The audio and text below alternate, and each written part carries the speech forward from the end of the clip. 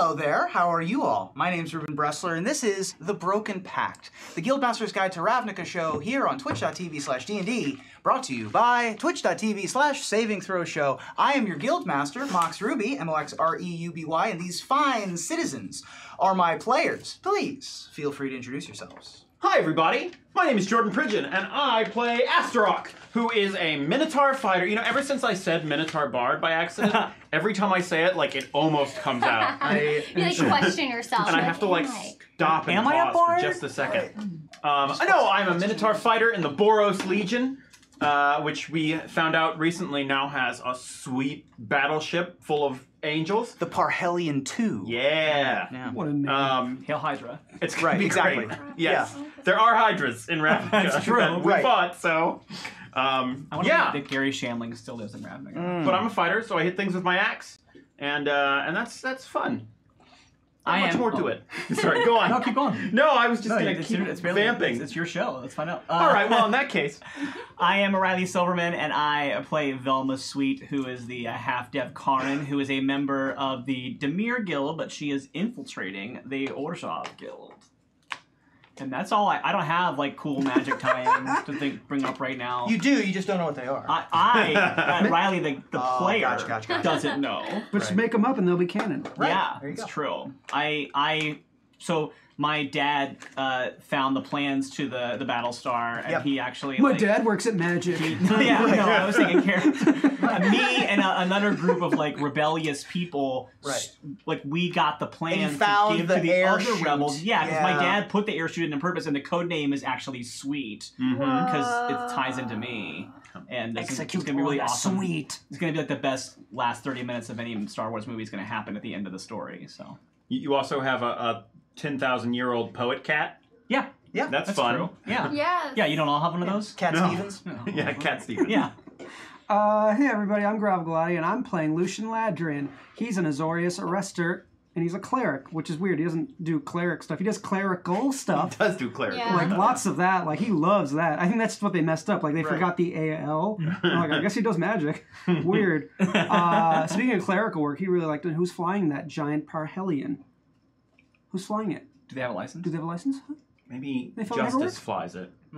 The power of everyone who wants justice just keeps it all off. Well, then justice needs to come down to the When DMV. people stop wanting justice, it'll fall. But they'll always want justice. It's like Santa's sleigh. Justice is not above the Stop law. believing in it. Yeah. Yes. It's exactly like Santa's sleigh. I love it. I'm surprised you're not busy figuring out who parked the Immortal Sun over Hallowed Fountain. That was Dovin Bond. And he did it with all the right paperwork. It's Oh, fine. okay. Everything's fine. Everything's fine. Hi everyone, I'm Ashlyn, and I am playing a Luxodon cleric from the Celestian Conclave, and her name is Tuturu. And yeah, no big updates. My ears are no longer floppy, so that's the most exciting update we have. Yay! Improved Ears. structural integrity Yes. of the ears. Yeah. Very good. Well, I have a few quick announcements and a few thanks to get through. First of all, thanks to Dom Zook and Saving Throw Show for putting on this fabulous production and program every single week. If you haven't gone back and looked at yesterday's Lasers and Sams and Feelings, highly recommend. I was in chat for the first third of it and then watched the rest of the VOD later. And when Sam is happy, you become happy. And Sam was very happy sitting in this chair yesterday. And so you should become happy by watching Sam be happy, and it was just a great time. I want to thank Wizards of the Coast, Magic the Gathering, and Dungeons & Dragons for allowing us to bring you this story every week. We are just so proud and privileged to be here on the channel and bringing this to you all. This coming Friday, I will be on Dragon Talk along with Jordan Pridgeon and Ashlyn Rose of The Broken Pact. The three of us will be joining Greg Tito and Shelly Mazanoble live on Dragon Talk this Friday, so please do tune in for that. And of course, this is the penultimate episode, not the ultimate episode. I will teach people the meaning of the word penultimate if it's the second to last thing I do. This. All right, I like that joke. It's That's a good one. I didn't make it up, but I'll use That's it. okay. That's okay. This is episode 19, and our finale is next Monday, so please do join us for that as well. I know, right? We have additional good news, though. The members of Ravnica, the Broken Pact, in some form or fashion, will be reconvening on the weekend of May 17th, 18th, and 19th at D&D Live The Descent, which is taking place here in Los Angeles. More details as they become available. As we learn them, too. Right, as we learn them as well. Magic Mike's, which is the program that I am a co-host of, along with Evan Irwin and Aaron Campbell, has a preview card from War for the Spark coming on Wednesday, April 17th. So we will be part 13 of their 15-part release schedule. Ooh, so we have a card near the end, and I know what the card is. Oh, tell me what it is. I can't. I'm on live television. I mean, how excited are you about that? Because as we learned from the trailer, in the end, it doesn't even matter. Please do use the hashtag #TheBrokenPactRPG. The Broken Pact RPG when speaking about us on all our social media channels. Please also do join us on the Saving Throw Show Discord. I also really briefly wanted to touch on something that I wanted to discuss called canon. In the Magic the Gathering storyline, they revealed that the Archangel Feather is returning, and that the Parhelion 2 is being a thing, and all of that. Dungeons & Dragons is your own story, and you can make up you want to about that. And, you know, we've been building towards this big bad evil guy, Feather, for a long time. And we'll see how the players handle that situation. There may yet be redemption for Feather in this story. However, in this world, they are not yet Feather the Redeemed. And so we will see how that plays out. But you know, it's a different Feather. It's a really common name. Right, exactly. Ruben doesn't know this, but anything that he does in the next session, which we know not to be canon, we will ignore and just act completely in another direction. And of course, this show has never been truly canon. The Morrow don't exist on Ravnica. Right. Your characters are not officers of the Guildpact in the flavor text of cards yet. Wait, what? Right? One can only hope. But it's just worth noting that, for example, comic book fans are very well acquainted with the theory of reboots, and Dungeons & Dragons fans know that any number of groups of heroes can go through and defeat Strahd or the Tomb of Annihilation, and it's less common. One time you play that book, they never played again. Exactly. It's a legacy card game or whatever those are called. But I just wanted to point it out that we are here in our own world, creating our own destinies and making our own decisions, not beholden to the decisions of Wizards of the Coast. We're like Ravnica 316 or something like that. Yeah, exactly. Yeah. So that's the actual 616. You all have full agency and always have and always will here in our world of Ravnica, the Broken Pact.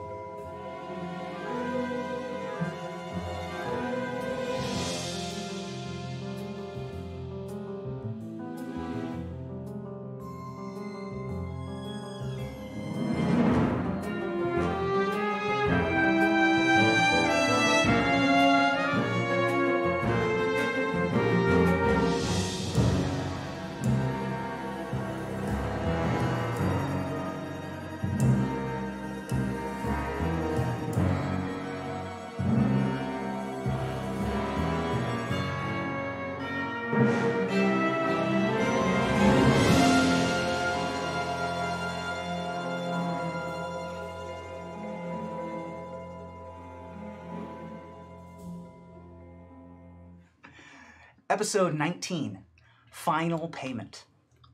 Ravnica, the City of Guilds, a plane entirely covered in 10,000 years of civilization, governed by an ancient and epic piece of magic that reverberates across the plane called the Guildpact. Originally conceived of by the Sphinx lawmage Azor I, it serves as a basis for all Ravnican law, settling statutes and ordinances for each guild, so that each of the 10 body politic groups known as the guilds have their own place. It has kept the world in a state of mostly peace for more than 10 millennia. As a result, society has flourished and grown. Layer after layer of city streets and buildings pile atop each other over the centuries, like a metropolitan tiramisu. And our party, colloquially known as the Mended Pact, found themselves deep in the Ravnican substrata, investigating one of the guilds who holds sway beneath the surface, as they themselves were on a mission for the office of the Guildpact to the guild hall of the dark and mysterious Golgari Swarm. After narrowly escaping the throne room of the Golgari's Gorgon Queen Vraska, the party escaped a massive ball of fat and dung and refuse rolling towards them, gliding across a wide and deep chasm, and found themselves in ungilded, uncharted Undercity, lost and alone. After a long rest at a skeezy roadside motel called The Life from the Loam with Blatta the Crawl, an anthropomorphic cockroach proprietor, the party began their journey back to the surface. Fortunately for them, they soon stumbled upon a devil from the cult of Rakdos named Svetovid, a local yokel in good spirits and a friendly state of mind who was willing to help guide them on an exit out of the Undercity and back to the 10th District, the capital center of Ravnica that our adventurers call home. But as it turns out, he wasn't entirely trustworthy, and he sold the party out to the circus. Forced to perform for an audience of blood-hungry carnival goers under the bright lights of the Big Top, and their ringleader, Judith the Scourge Diva, Tutoru braved a fiery high-wire act, Velma deftly dodged rotten fruit catapulted her way while delivering a stellar song and dance performance. Always do. Astaroth successfully wrangled and hogtied a huge greased war boar, and Lucian bested a Newton's cradle of snarky enchanted skulls out to get him. Their tasks completed and their performances done, the party earned their way back out and to the surface. Eventually, they got home to the Generous Stray, the business owned by one Miss Velma Sweet. 3 members of the party went to the Guildpact, for they had a bone to pick with the Living Guildpact, the enigmatic Jace Beleren, the man in whom the magic of the Guildpact resides, and to whom they technically report. And one member of the party seemingly made a deal with a devil of her own. The 3 of you have scheduled an audience with the highest echelons of the Guildpact for tomorrow. You have all said your goodnights, and you head home for a long rest, and when you wake up, you are level 6. Yay! So, now that you're level 6, we'll go in alphabetical order, starting with Astaroth. Now that you're 6th level, please tell me what newfangled stuff you got. Well, level 6 for a fighter is not very complicated. You just get an ability score increase. And I just upped my strength from it's pretty formidable 18 to the maximum allowed 20. Very nice. So now I get that +5 bonus. Fighters, very good at specific things, and the ASI, ability score increase, is a very key thing that most classes don't get at 6. I hit good. Awesome. All the better for you to murder us with your axe with. That's right. Yeah, great. Yay, cursed axe. You're welcome. I am a benevolent but also fickle dungeon master. Lucian. I got something called Embodiment of the Law, which is a feature that the cleric receives if they are the Order of Domain. And this means that if I cast a spell of the Enchantment School, which I have a few of, that is 1st level or higher, I can change the spell's casting time to 1 bonus action for this casting, provided that the spell's casting time is normally 1 action. Nice. So basically, it lets me cast spells in a more efficient way and then do other things with my time. Interesting. You can also like cast a spell as a bonus and then hit maybe. Yeah, I do have some other, like I have my Wand of Magic Missiles, but I also have a crossbow that I've never used because why would I? That's so gross. Like I think I technically also have a crossbow I've never used. Do you have an open carry crossbow permit? Are you kidding me? It's Of course I 3. do. Of course he does. Yeah. Wow, that is My a name cool is ability. all over it. You can use that a number of times equal Yes. to your wisdom modifier. So 4 currently. I think just talking about your permits and stuff, my favorite part of you getting across the skull bridge was being like, okay, this skull's gonna cast this on you. You're like, counterspell. Yeah. It's so good. And you can learn more about the Order Domain in the Guildmaster's Guide to Ravnica. exclusive. Exclusively in the Guildmaster's Guide to Ravnica, and of course on D&D Beyond. Support your friendly local game store. Go do yourself a favor and pick this up. It's a fabulous piece of literature. Tutoru, you have also leveled up to level 6. And now I have lifelink. Yay! I have lifelink. I'm a #blessed healer now. So that means when I cast a spell of first level or higher that restores HP to a creature other than you, you regain HP You regain HP equal to 2 plus the spell's level. Nice. So you do actually have life. When you heal others, yes. you yourself also become healed. Yes. Cool. So now I can just heal everyone all the time. Right. Lots of heals. Great. So go out there and get hurt. No, please don't actually. That makes you pretty tanky too, because you can be taking damage and tossing heals around and healing yourself. That's exactly. great. Like it's like, sure, I'll take an attack of opportunity. Heal. So we've covered fighter 6, cleric 6, cleric 6. We have something different happening. Yeah, it's not that big of a deal. How was your 6? Yeah. My 6, I have done what is known amongst the children as cross-classing. So that is for non-D&D players, that is where you take on traits of a different class. And so you basically are, I am a level 6 character, I am a level 5 bard, I am now a level 1 warlock. And the warlock patron that I chose, there's actually an unearthed arcana patron called the Raven Queen. But the flavor of that didn't quite fit with Ravnica because of the way that it's like an isolated plane, and the characters who live on Ravnica who are not planeswalkers don't know about other planes and different existences. So we probably could have made Raven Queen work, but I kind of took so if you go look up the Unearthed Arcana, I looked up all the... You all right there, Chief? All right. Yeah. With that helmet on, you look like you're so intimidating. No, I'm smiling. I'm enjoying what's going on. I looked over and you were just going like... No, it was very intimidating. So I kind of reskinned the mechanics of the Raven Queen to make it more appropriate to our story. So I created a patron that is called the Generous Stray. Aww. And so the Raven Queen, basically you get this like spirit raven that sits on your shoulder and functions mostly like a familiar, not quite all the same abilities, but something similar to it. Kind of somewhere between having a beast companion and having a familiar. Mm-hmm. And so we just, working with Ruben on that, we turned it into what we know as Arthur the Cat. So if you look up the Raven Queen mechanics on the Unearthed Arcana, basically all the same rules. We changed the spells a little bit, but yeah. Changed a couple of the spells, and we changed the Raven to a cat. Yeah. And then the higher levels, we changed different. a little bit of stuff, but yes. We'll see. We'll get to those if we get to those. The main thing is that the motivation is a little bit different. Yeah. And we can probably share those details somehow with you all if you're all interested, probably to the Discord. Well, and I mean, we explained it for people who story. Don't play D&D, but if you only play D&D, or if you're a magic person, she's a flip card, basically. Right. Yeah, that's a good way to look at it. That's a good point. She transformed. Yeah. Yes, you're right. So I will be taking on a little bit more of a role as a bit of a blaster in combat now, because I have some pretty good offensive magic things that I can do now. As a warlock. So, yeah, as a warlock. So, you know, Velma was always a pretty, like, scrappy gal when it came to combat, but now she has some things that are, like, specific for combat as opposed to... 163 and 164 covers multi-classing in your player's handbook, so feel free to turn to your hymnals there if you want any more information on that. Yeah. Great.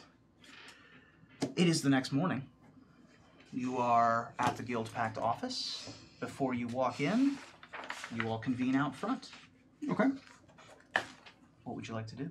Am I there? You're all there. Okay, because they went without me to make the meeting, so I wasn't sure. Okay. We'll say, for the sake of brevity, for the sake of televised Dungeons and Dragons, we've had our meeting and we can have whatever conversations before heading in right now. So I think I arrive with a cup of coffee from the Mind Grind, and I think that I am. I had a bit of a late night, so I'm a little bit haggard, I think. Seems like we're all here. Good morning. How's everyone? How are you?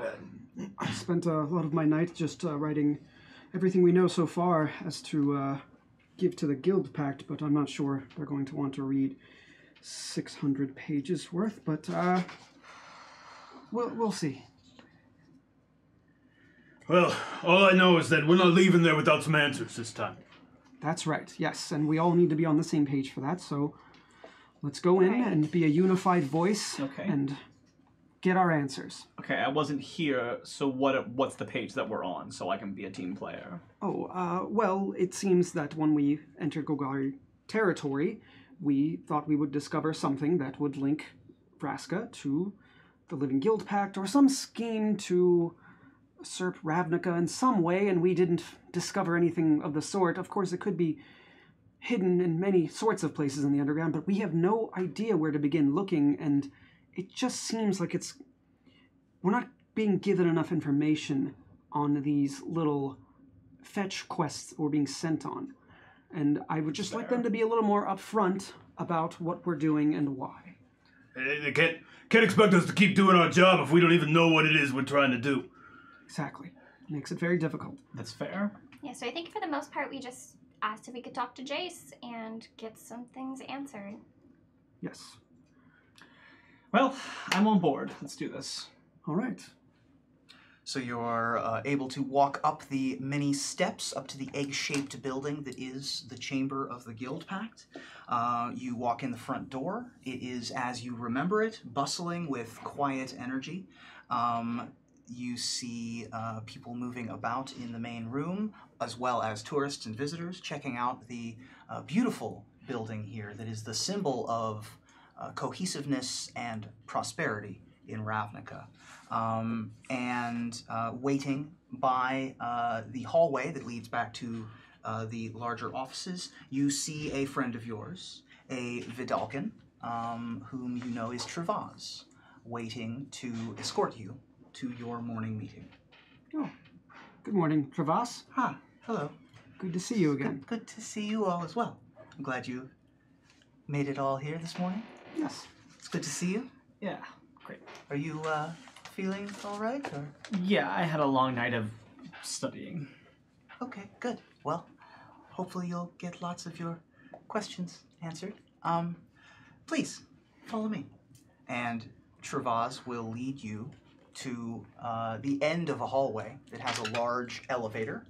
As it opens, it is strangely lit. It is sort of top lit, and it is a stone platform, stone circular platform. And as you step onto it and the doors close, the stone platform begins to magically rise or fall. You can't really tell, but it does begin to move and grind. This feels familiar. And you are in the elevator for a couple of moments, maybe a minute, before the stone doors open into a large room.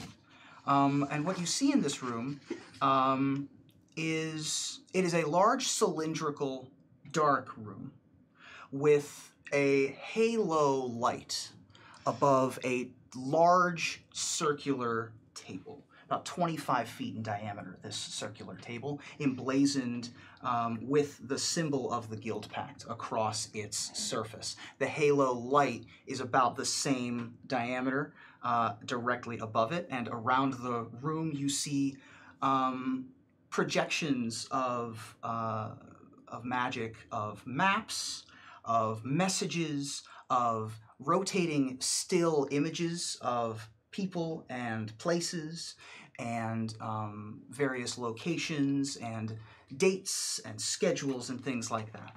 As you look about the room, you do see a couple of folks in this room as Travaz remains on the elevator and the doors close. You see off to one side of the room, the only other source of light that is really obvious, other than the halo, is a flamekin. You see a arcing, sparking being of lightning energy contained by metal bracers, who appears to have what are their arms, maybe, folded as they are talking to an imp. This imp stands maybe 3.5 feet tall. He has a black cittern slung over his back that have gold knobs and strings and filigree on the cittern. He wears a black kilt and a tailed jacket. And those two are sort of chittering and laughing with each other loudly on the other side of the room.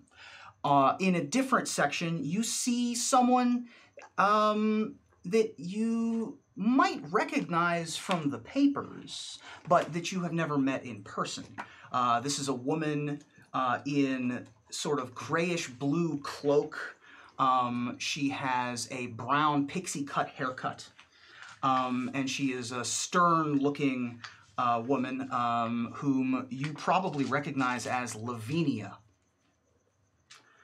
Oh. Lavinia, who is of the 10th, often referred to as. And she appears to be talking to someone else that you might recognize if you would make for me a recognize this person check. Which would be, we'll say, perception. Nope. That's a natural one. That's going to be a 15. Okay. I got a 12. I got a 5. Okay. You vaguely recognize this person as a merfolk. This is a merfolk man who has frills on his head, wearing the telltale cloak of the Simic, the same cloak that you saw Gulistan wearing at the Simic banquet dinner. Okay. This is a merfolk that you did not spend a lot of time, or any time, I don't think, talking to. Yeah, I remember but was there in attendance. I remember a merfolk, but I don't remember talking to anybody. And the last person that is in this room, you certainly did not see until she made herself known, about 3 feet to your left. She is a woman who is, she has very dark skin, darker even than Devkaren's skin. She has a flat top haircut. She wears a very dark, heavy black cloak.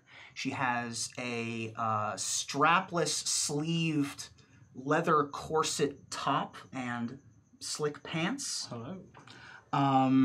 And she says, "Good of you to show up. Let's get to it." And she makes her way to the table. I'm sorry. It must be a mistake. We were here to meet the Living Guildpact. You'll be here soon. We had assumed it was a private meeting and not. Oh, good. You've all shown up. Excellent, says Lavinia from across the room. Comes over and says, "Hi. It's very nice to meet you all. You are the Mended Pact. You are Lucian and Tutoru, Astaroth, and Velma. Jace has informed us of your visiting. I'm sure you have questions. Jace should be joining us very shortly. Until he does arrive, though, I will be taking care of this meeting. Please have a seat." And she will take a seat at the table. All right, as we're walking over, did anyone else see the crop lady appear? Where did she come from? I didn't. I think she was keeping herself hidden from us until she wanted us to see her. Look, I'm just caught up in trying to figure out what we're gonna do if we have to get into a verbal conflict with the Guildpact. I'm sure that won't happen. They seem like reasonable people, and we've talked to him before, so I'm sure we can just say what we need and they'll help us. Lavinia's of the Azorius, right? She is. But she's not in the same column as me, is that right? Correct. So, well, she's in the same column. She's not in the same, jurisdiction. Okay. I believe that she is Laev column, which is, ground forces. So she's an arrestor or above that? She is, well, right now she's above that. She's more like a in-office sergeant. Okay.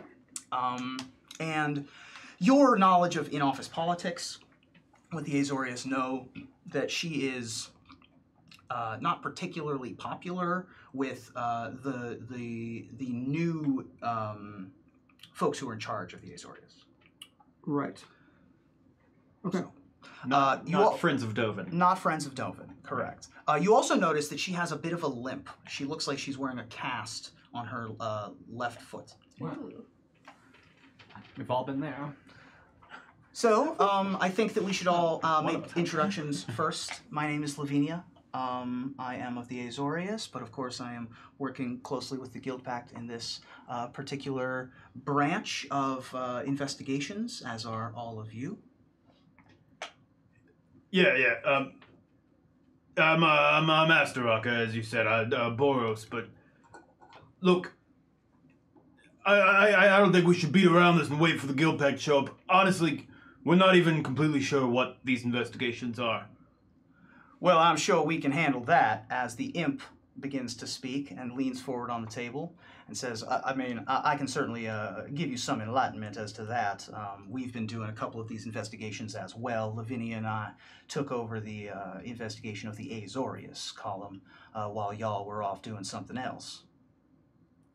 And then the Simic will speak up, Gulistan will speak up, and he will say, and we were taking care of the issue with the Izzet on the other side of town.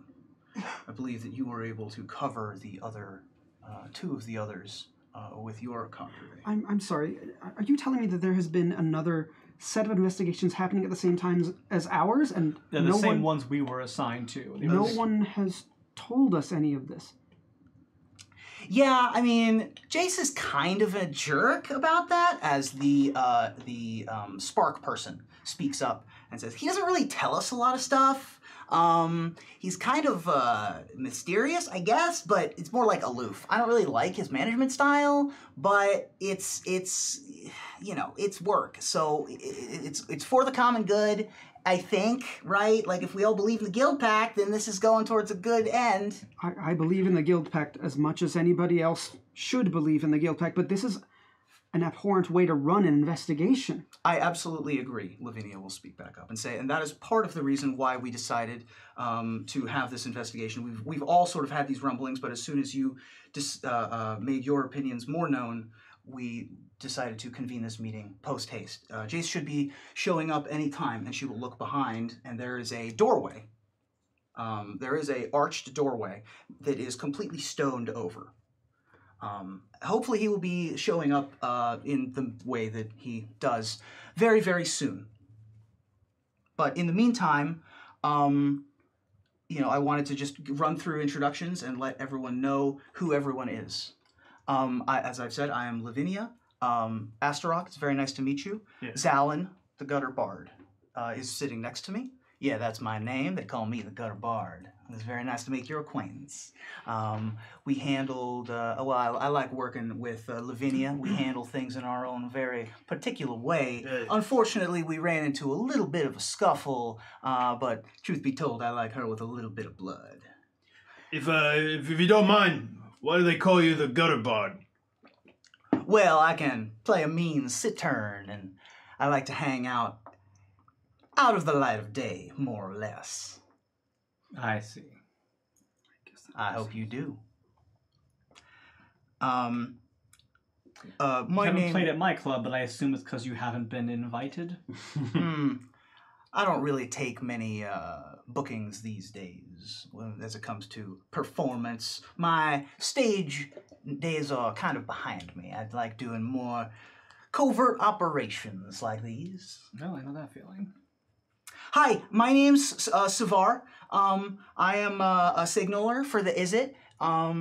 And it's very nice to meet you all. I've read a lot about you in the papers. I hope that we can get along. That sounds like a lot of fun. And you all seem very good at what you do, and it's nice to meet you. Yeah. So about us being good at what we do and all that. Look, before the Guildpact shows up, I think we should just say it, because I don't want everyone to be caught off guard. I'm not even sure we actually figured out what we were supposed to figure out about our guilds. Well, I think we figured out the... Did you find anything in your adventures? I mean, we got that thing of that Domri had, but I mean, Vraska's place we mostly got in and got out. Barely.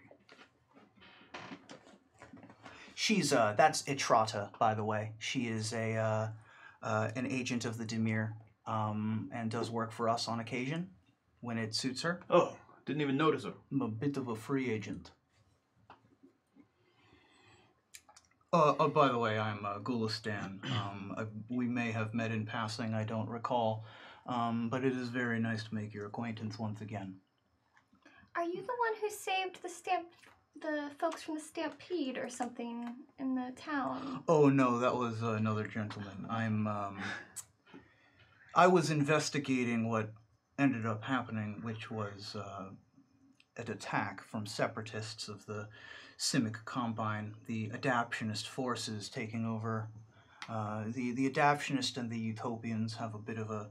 Cynic politics is very complicated. Yeah, we picked up a little bit of that. Yeah, we dealt with one of your complications firsthand. It was Yes, that was very frightening.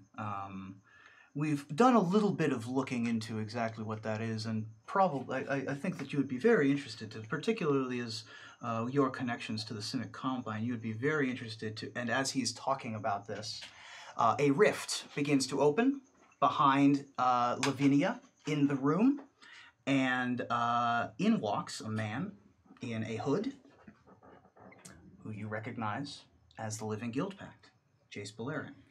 And he walks in and says, all right, let's get to it. Have a seat, everyone. Introductions have been made. Great. I sit down. So, report. Yeah, what do you got? I'm happy to answer questions, too. Yes, I think let's begin with questions then, because we were unaware that there were other investigations going on, so I had more questions for them as well, but we don't have time for that because it's hard to meet you. I'm at your disposal. Right. So, what exactly, if you could be a little more open about what we're looking for, it would certainly help in our investigations, because we went to Vraska, we went to the Golgari, and we didn't know what exactly we were looking for. Honestly, I am not, or was not exactly sure what you were looking for either.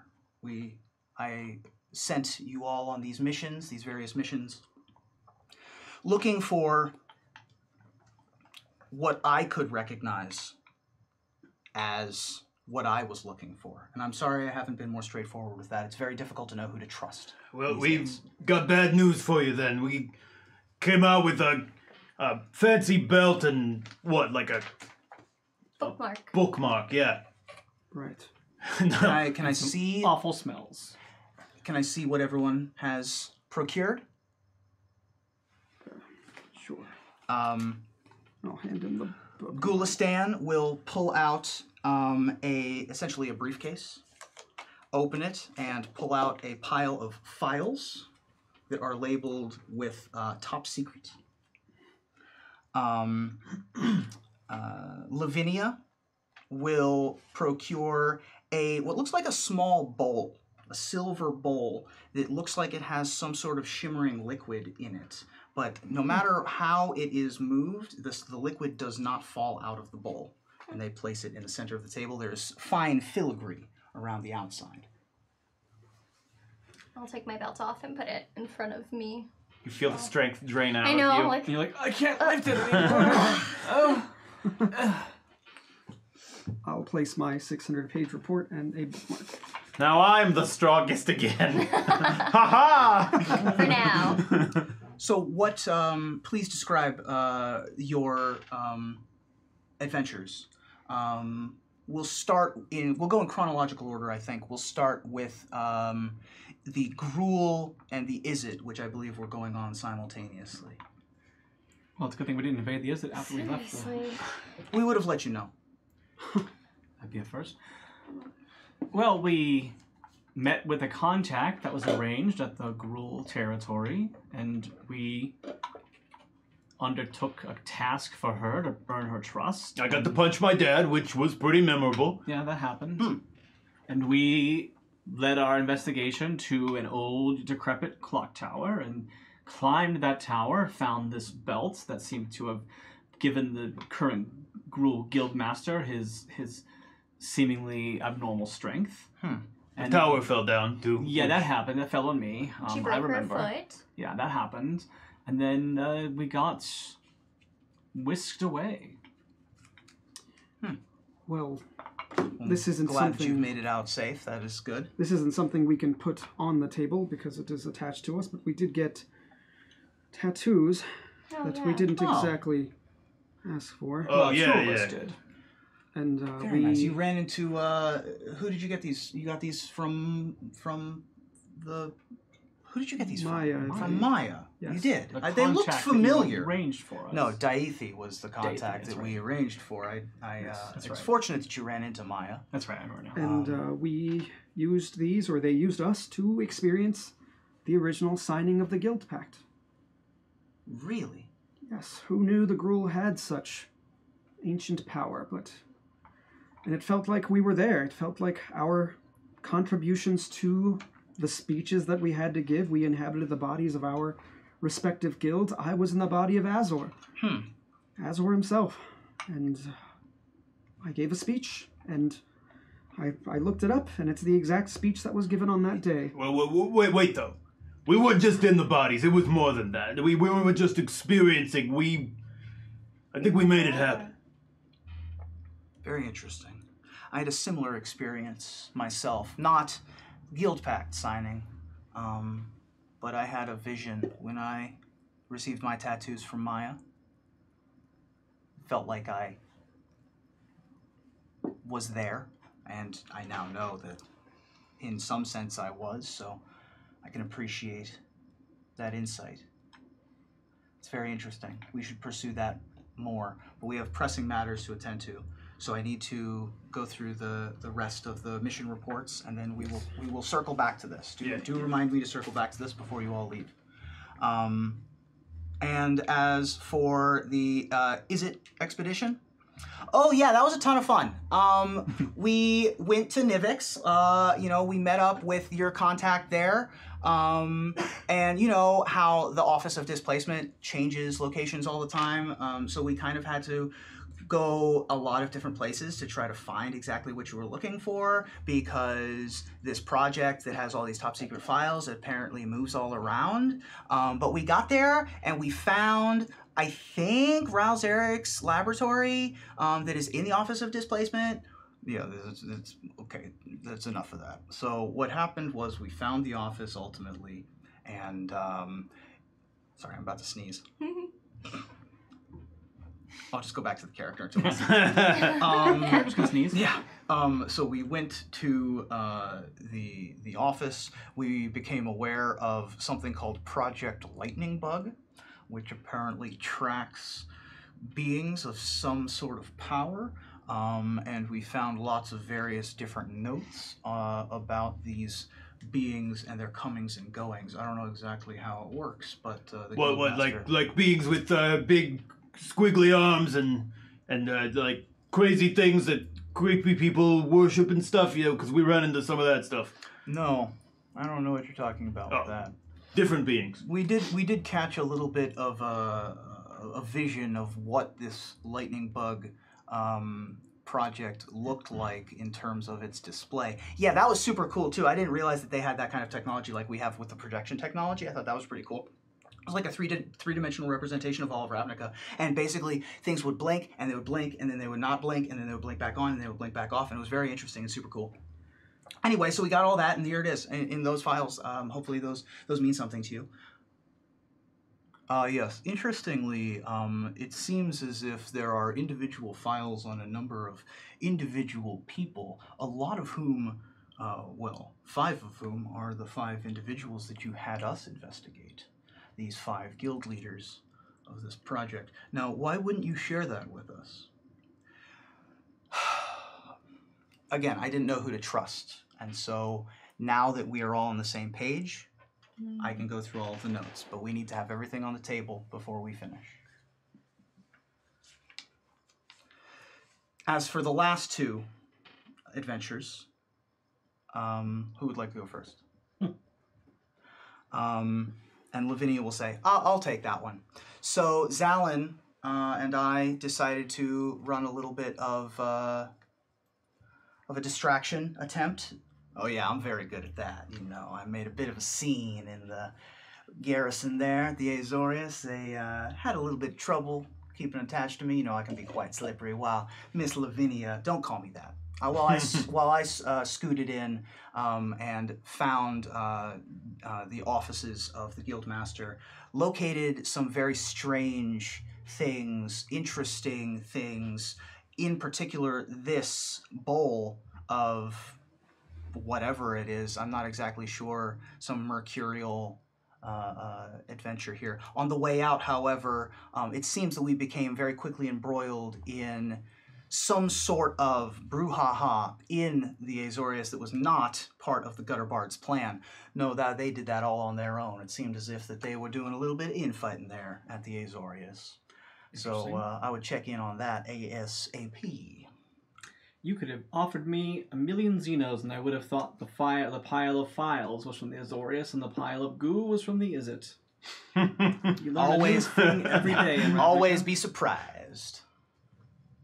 As for the last adventure? Golgari, well, yes. Upon your officer's instructions, we entered Golgari territory through a waste disposal chute, and still won't get that smell out, but we found our way to the labyrinth, and we made our way to the cemetery, and our way up into Vraska's home, her castle, as you would. And through clever negotiation, we talked her into working with us a little bit. It wasn't very clever, actually. I just outright accused her of scheming. I thought we weren't going to say Not the move I would have gone with, but we might as well be on the table with at this point. Listen, it's not a controlled environment. Whatever we did, she could have done anything she wanted, and I wanted to see if her face made any sort of movement towards lying or saying something that we could use against her, but she didn't reveal anything. And at that point, I was a bit frustrated because I don't know what I'm looking for, and it's very hard to run an investigation when you don't know what you're looking for. No one's going to come out and just tell you that they're planning evil things. That is very true. And I do apologize for my distrust. But now that we're here, I hope to establish a better relationship. Well, do keep in mind that while we are looking on things on behalf of the Guildpact, there are 10 guilds that we are trying to keep peace with, and when we're investigating and looking into these things and we don't know what we're doing and we have to confront people like Vraska, we might start issues. Like, now Vraska is angry with all of us, and who knows what will happen because of that. Yeah, I do apologize for that. I do think that, at least in the Golgari's case, I might be able to handle that situation slightly better. I have a little bit of a relationship with the Golgari guild leader, but I do... she's scary. She's very scary, very frightening. But the guild leaders and the Guildpact have a acknowledgement between one another, and I have a long history with the Queen. I'm glad to hear that. I noticed that no one reported on what happened with the Orzhov. Indeed. We'll be getting to that. Okay. I appreciate all of the work that you've done, Guardians of the Guildpact. Well done, as he looks around the table at all of you. You've performed admirably with distinction. Have we, though? You have. And I'm not even sure what we did. I'm going to fill you in. Give me a moment to see what we have here. And he will place his hands over the table and begin to identify the items in front of him.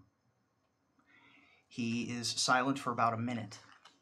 Do you have anything you'd like to do or say? I should probably say something about Feather. I mean, it's not really technically Guildpact business, is it? But it could be related. Do you trust him? Because you didn't when we walked in here. Look, if we are gonna deal with that issue, we might need help. Maybe he's the one we gotta get it from. I will follow your lead on this one. Let's see what he says first, I guess, then. Okay, here's what we got. It looks like Astaroth, Lucian, Tutru, Velma, you've gotten a sandstone belt of power from Domri,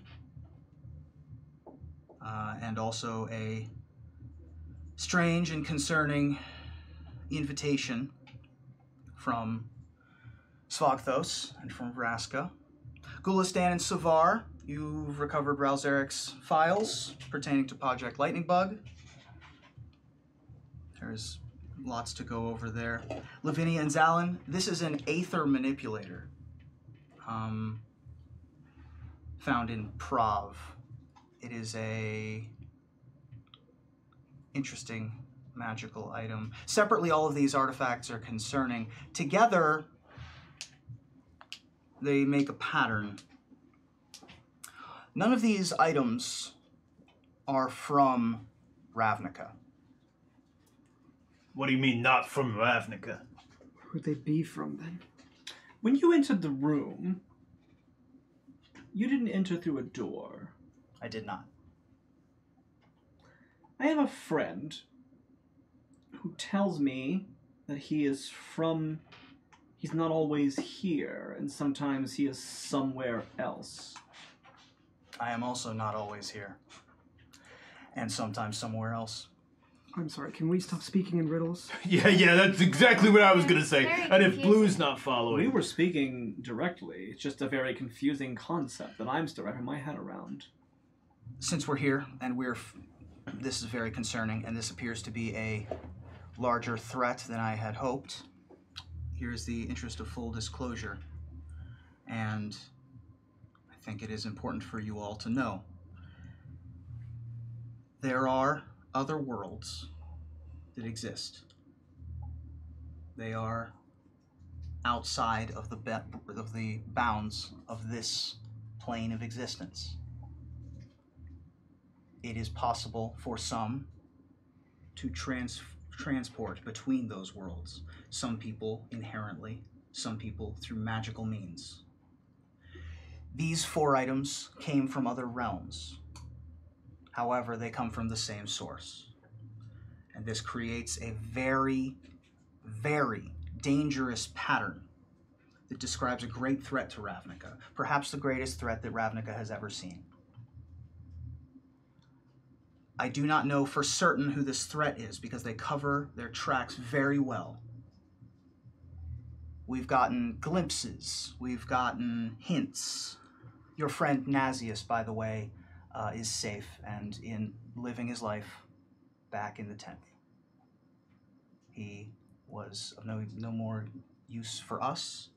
The Vidalcan who originally hired us. Yes. Did you ever find out who beseeched him to hire us? We believe so, and I am going to get to that. Okay. It is the same person responsible for these artifacts. It is the same power who is responsible for all of this scheming. And we are very close to finding this person. And that is what is happening in the 5th mission at the Orzhov Basilica. Appropriate. Do you want me to tell you what the mission is first, or do you have more questions? Please just tell us what's going on. I mean, you could always just send us out on the mission and hope we stumble upon it. I want to give you, now that we're working in this direct, no BS, no walls between us anymore. We can't afford that. The timetable is too accelerated for me to try to hide machinations, and I apologize for that. I haven't always been perfect. I haven't always been a good leader. I've been aloof and unavailable. I'm trying to be better, and Ravnica demands it. But as Guardians of the Guildpact, I need your cooperation. I understand your trepidation here, but there is a mission yet to be held. Etrata and the woman with the flat top who has been leaning back silently this whole time. The 5th and final mission yet remains, and it is perhaps the most important of the missions because it involves a live person. A conspirator who has been dealing with the deepest secrets of this scheme, from whom we can get lots of answers. We do not know their true identity, and to hide from me is very difficult, but that is who we are dealing with. We have been calling them the Tithe Taker. They have been interacting, trading with this shrouded power, and based on what I have seen, expects to be contacted at the Harmony Basilica in about an hour. Your mission is to apprehend this Tithe Taker, bring them here, We need them alive. We need them for hours of interrogation. If they are dead, we get 5 questions with Speak with Dead. We cannot afford that. We have way more than 5 questions. We need them alive. Of course, we would never. Find them, capture them, and bring them back here is the mission. They are expecting to be paid this. And she will pull a large bag and place it onto the table.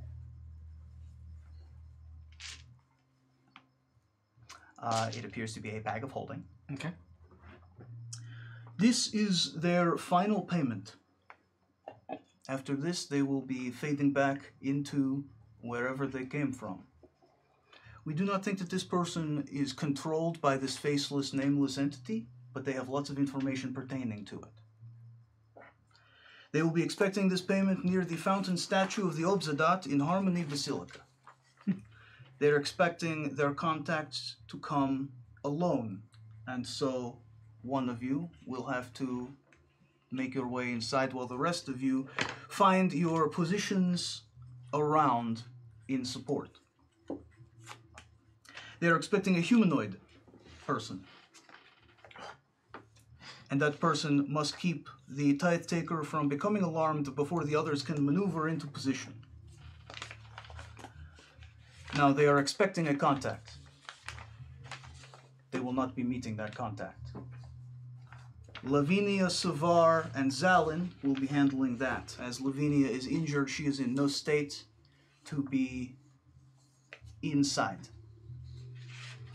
I would do it myself, but I would be recognized immediately if I were to step foot anywhere near. They are familiar with me. Not all Demir have favorable interactions with the Orzhov. They know me there. So, you must find them and you must capture them. There is a code that you will be using in order to initiate the trade. They are expecting the following code. You are to say the following sentence. I am Sewer King, said Rat. I am quick and cunning, and I know every tunnel. They will respond with, No, I am King, said Zombie. I am cold and deadly, and no rot can harm me.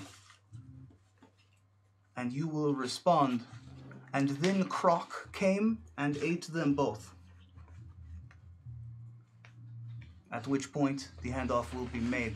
However, before that is able to be done, they will reveal themselves and will be apprehended. So, just out of curiosity, what happens if we say the first line and then they say the second line, then we don't respond with the third line? Will they just think it was the biggest coincidence that's ever happened? I suppose so. I don't know what would happen. All right. You can certainly give it a shot. I wouldn't give it a shot. Let's try to make this go off without a hitch, all right? Well, it won't be you anyway, I believe, based on what we learned.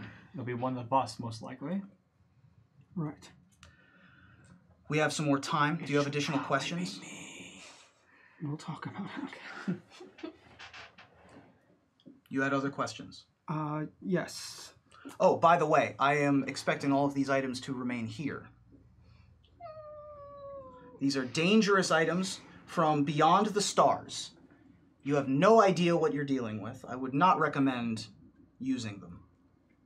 I mean, what if someone's already become pretty familiar with one of them and it's kind of worked out okay so far and might help them in battle?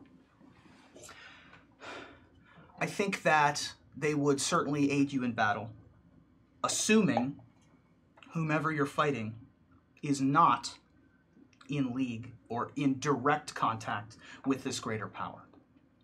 So this contact that you're meeting, should you need to take them into custody, certainly they would be able to help. But they're very dangerous, and they could backfire, because these are from an entity that we do not know. I have to stress, we don't know what is happening. Well, do you have any items that could help our friend with her strength again? Is she sacrificing this belt to the cause? I don't have... You're looking for something specifically to help you with your strength? I mean... We are certainly willing to arm you with relevant magical items, specifically these. And Jace will produce a set of dimensional shackles. These are for the apprehension of the villain, printed on the magic card shackles. Nice. These are to be placed on whoever is the Tithe Taker when you bring them back here. They will aid you in your retrieval process. Right. If you require other armaments, be specific, see what we can do. Okay. So, just to be clear, you're saying I can use this belt to help apprehend the person, and then I give it back? If the Tithe Taker is not directly connected to this greater power, which we suspect they are not, then yes. Cool. It is still dangerous.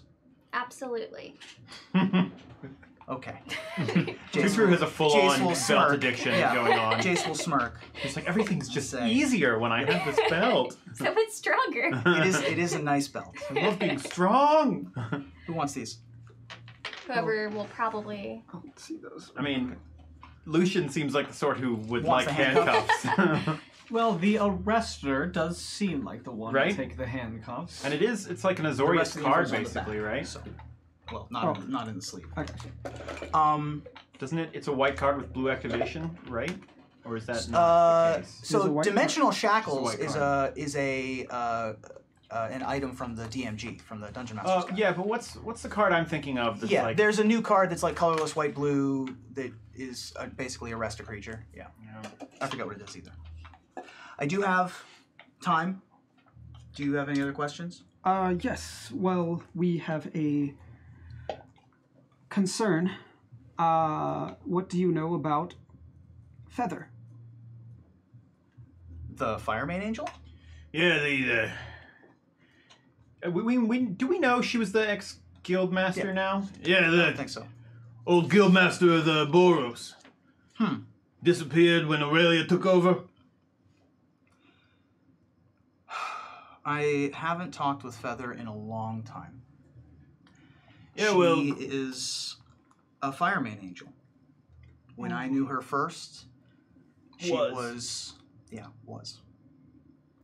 When I knew her first, she was good and righteous. But I think she got touched by chaos. It's possible touched by this same chaos that we are facing now. It's chaos that I've recognized seeping into the guilds, and why I've had you all look into the various people, and I suspect that it could be connected. It took me a long time to recognize. It took me too long to figure any of this out. And for that, I apologize. And I appreciate you all looking into this. But as it pertains to Feather, from what I gather, and also from my vision that I had in the wild, Feather was one of the first Firemane Angels. She was among the initial group. And you can tell the initial group apart from the current angels because the initial angels have 4 wings as opposed to 2. I retroactively remember that from the Guildpact thing. So Aurelia has 2 wings. Oh. Feather and Razia have 4. Had 4. She changed. She was willing to sacrifice for a greater cause, and her willingness to sacrifice was taken advantage of by a power. She was vulnerable to what she was offered, I think. The ends justify the means the Void whispered. And she needed Ravnica to be at peace. Well, whoever she was, now, basically Aurelius told us we gotta deal with her. I agree. She needs to be dealt with. Yeah, but we're just 4 people. How are we supposed to take down a fallen fire main? Feather is still a fire main angel. In some way. In some capacity. She's been corrupted. She's been taken over. But she's in there. So you're saying there's still hope? I always think there's hope. She was taken advantage of by this being. She found the worst of us, someone who was guilty of unspeakable crimes, a horrible man who was brought to justice for different evils. He certainly should have been put to death otherwise, but he was not convicted of those crimes. Feather brought her brand of justice to the situation. It wasn't perfect, but again, to her, the ends justified the means. But that meant that Feather's crimes, done under the influence of this greater power, the crimes of the Ember Mind, were never brought to justice. And once she was used by this power, she reverted. The corruption went dormant for thousands of years. She led the Boros honorably. But Aurelia, in her wisdom, knew that she couldn't be trusted because she was punished by fire mains that came before. And turns out she was right, because whatever this dormant, benign corruption was, took back over very recently. No one knew. No one, not even the parents knew before she began her plot, and none but the angels knew, and maybe the Sphinx, maybe Azor, knew after it was done. So the angels delivered angel justice. It's angel stuff. Bound her wings, demoted her. Aurelia doesn't know the specifics, but she stood on principle. And now, that power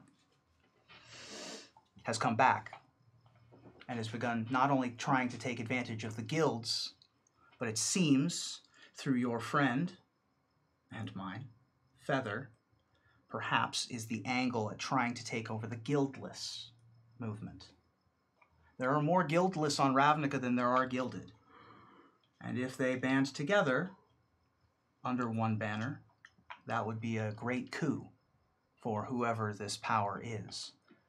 We think that whoever this power is trying to control this world, all of it, the entire city, not just the 10th, the entire plane of Ravnica. And I think that Feather was chosen to amass the guildless. She was charged with finding those who were there at the time of the Guildpact as well. And with the dragon missing, and the demon nigh untouchable, and the ghosts recently put out of their spirit, there weren't any that I knew of, except for 4 beings that I knew of vaguely. Didn't really look into too much. Forces of nature around the world, disconnected entirely. And Feather went looking for them, and apparently found one. I don't think that she got what she was looking for. I don't know what comes next in those machinations, but I do know she's in there. She is salvageable. Or she has to be put down. One or the other.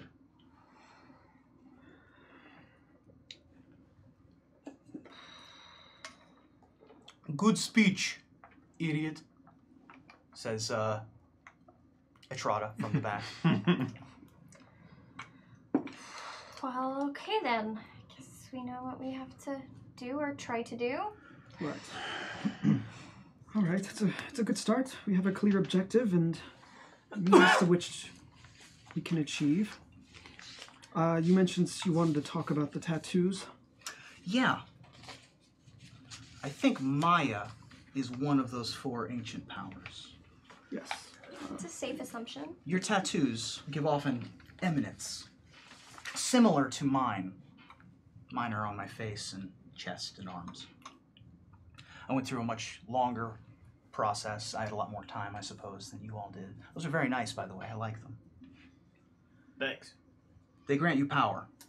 And they're also specifically allowed in the Boros Legion. I made sure of that. Military tattoos have a long and illustrious tradition within the Legion. Oh yeah, yeah. And that definitely has always been the case, and Although, I didn't make it that way I do know by that, retroactively changing. Right. I do know that Minotaurs tend to go with branding as opposed to tattoos, typically, but to each their own. Sure, yeah. They're gonna laugh at you. You got needles? What a baby. Get a hot brand like the rest of us. Feather was looking for power of these 4 individuals. Something like what you have. This is not it, but something like this. I think that might be an avenue of getting her attention if you seek her out. All right. On the topic of our infiltration of the Basilica, which we have less than an hour now, it seems for. It's right at the end of the plaza, so you should have no issue getting there on time. Will I have a chance to meet with and speak to the person that they are supposed to be meeting with ahead of time? Will you have a chance to meet with the person meeting the Tithe Taker? The intercepted contact. No, it will be happening simultaneously. That's a shame. I'm terribly sorry. If I'm given time to speak with them, I can mimic them almost perfectly. The Tithe Taker is expecting a contact. They do not know exactly who to expect. They have been given a vague description. Fair enough. What's the description they've been given? Single, person, alone, humanoid. Okay. And Tinder given profile. Tinder profile. Oh, yeah. I'm single, I'm alone, and I'm humanoid. Right. Totally. And they will be expecting other humanoids. And because of the disconnected nature of the secrecy here, they will be expecting the code. And that is all that needs to be Fair enough. transferred. Simple enough.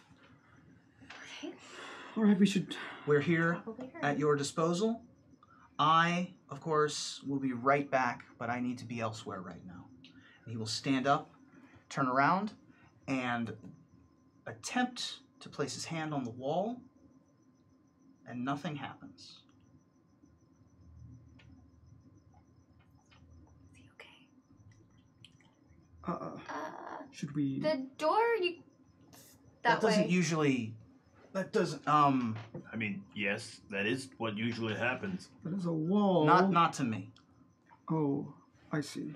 Well, it happens to most of us. It's okay. Yeah. Performance issues as you get Lavinia... older. Yeah. If you need the wall removed, I mean, that's something I can He's manage. very good No, with no, that no, no, axe. don't remove the wall. Lavinia will pipe up at this point and say, Jace, we need to have a chat. Okay. And Lavinia and Jace will walk over to one side of the room. Itrata will walk up to you all and say, so, do you need any other assistance? No, I think we are ready to handle the situation. Good. Very nice to meet you all. Good luck. Thank you. I like your cat. Thank you. All right, let's get moving. The 8 of you, Zalin, Itrata, actually it would be just Zalin, Gulistan, and Savar, so the 7 of you get into the elevator and begin heading down. So I guess what we're going to do is we're going to circle around at the pass. We're going to walk around the Orzhov Basilica, right, the main bank, and like maybe cut through Vizkopa and try to cut off whoever this... We have a description of whoever this person is? Yeah, we got this. Don't you worry about that. Are you kids going to be all right as well? Yes. Yes. Alrighty. Us kids will Sure. be just fine. Yes, we shall make Daddy proud. So, I like to hear I that. don't like the sound of that. It was sarcasm. so who wants to make contact with the informant? obviously me and Astaroth can't. Who has the bag of holding, by the way? I think it should be me. I am very happy to be not there. I am better at controlling the situation from far away than... Have the handcuffs ready. I believe that as a member of the Orzhov Guild, and I look at everyone else in the elevator, it's not you guys, I am familiar with the worshipping and the observations of behavior within the Basilica. That being said, they might also be familiar with you. Are you willing to risk that? I have my ways of dealing with that. All right. I'm insulted that you would assume otherwise. I'm just saying. She's the master of disguise. You should actually hold the shackles, though, if you are meeting them. Fire. So I take them, and I put them inside my cloak that I have made out of my leather coat thing. Human beings. No. As you get Not back there yet. As you get back downstairs, you walk back out to the entrance, and you see Travaz standing there.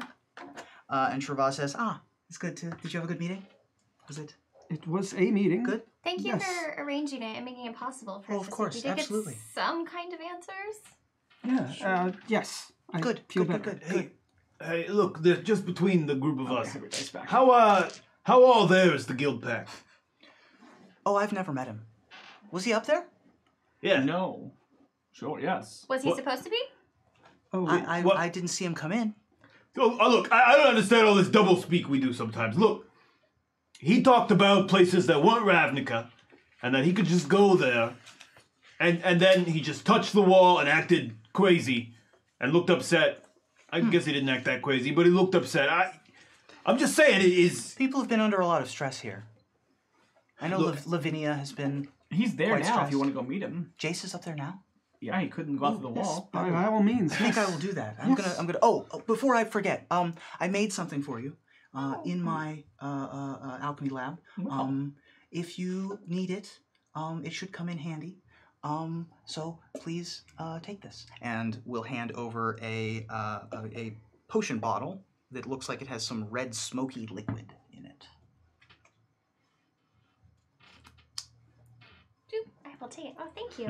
What does this one do? Ooh, do you want me to read it? Yeah.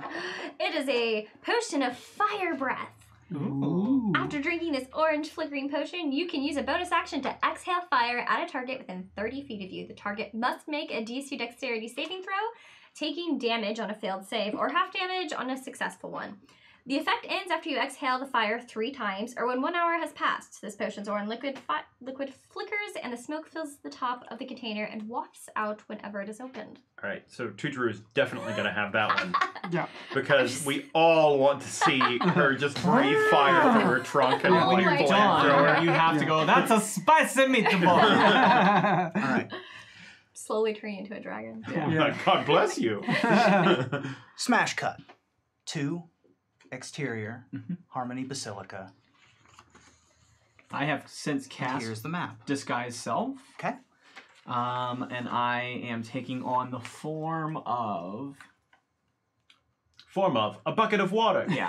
I think that I have made myself look like a human. Okay. And I think that I look like I have on I've made my robes look like something like an Orzhov, something you wear to the Basilica, like a nice formal outfit, like a little bit of a formal robe. And a human, let's say blonde hair, a little bit younger than Velma. You know what she looks like?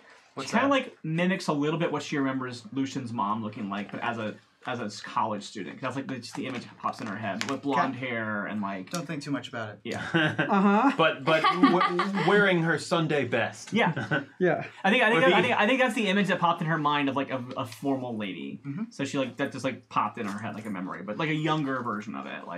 You look very nice. You should dress like this more often. And I see myself in the mirror. I go, no, I'm good. Oh. Okay. The notes as you approach this basilica that you've been given on this particular location. This basilica is a huge church that functions to intimidate those who come to confess, atone, borrow, or pay. The nave features lofty archways, towering statues of proud oligarchs, and a huge central statue, right here, of the Ghost Council, surrounded by supplicants. A pair of tall doors behind the statue leads to an inner sanctuary with some minor treasures, worth more than most citizens will ever see in their lives, but less than the true treasures hidden in the vaults, which are down below via staircases. There are 3 levels of a spire on this side of the building as well. There are crypts and vaults below. The patron oligarch has a statue here as well. There are minor statues on the sides. You are told to expect there to be some number of pontiffs about, and you don't expect them to be... don't expect them to have any pity. Pitiless pontiff. It's a card. And you are told to meet this particular contact at the fountain. They will also be in Orzhov garb. Okay. All right. It seems that we don't have the luxury of communication devices, so I will be the direct contact because we can message each other. Indeed. So if you two stay close to me, we should be able to handle this. Here, you take RT because I don't want them to read me. So I like push the cat towards you. Oh, all right. She'll be fine. I'm just not. Yeah. I've never had a pet, so I. All right. I will just. Oh, it's on my shoulder. Okay. It just stays. Her name is She. She. Yeah. It just stays there. She'll be fine. All right. Will it drop on me? Will it? No. Am I okay? I don't know. She starts like kneading on Lucian's shoulder a little bit. Making biscuits. Making Ace Oreos biscuits. Not the claw. So tell me what the cat does as part of your warlock pact in game terms. So I do lose my perception advantages while I don't have her on my shoulder, but I also think that me walking in with a cat on my shoulder would be a little bit conspicuous. Sure. So as far as game turns are concerned, as long as I'm within 100 feet of her, I can actually look through her eyes and hear through her ears when I want to. If she dies, I can summon her back after a short rest or a long rest.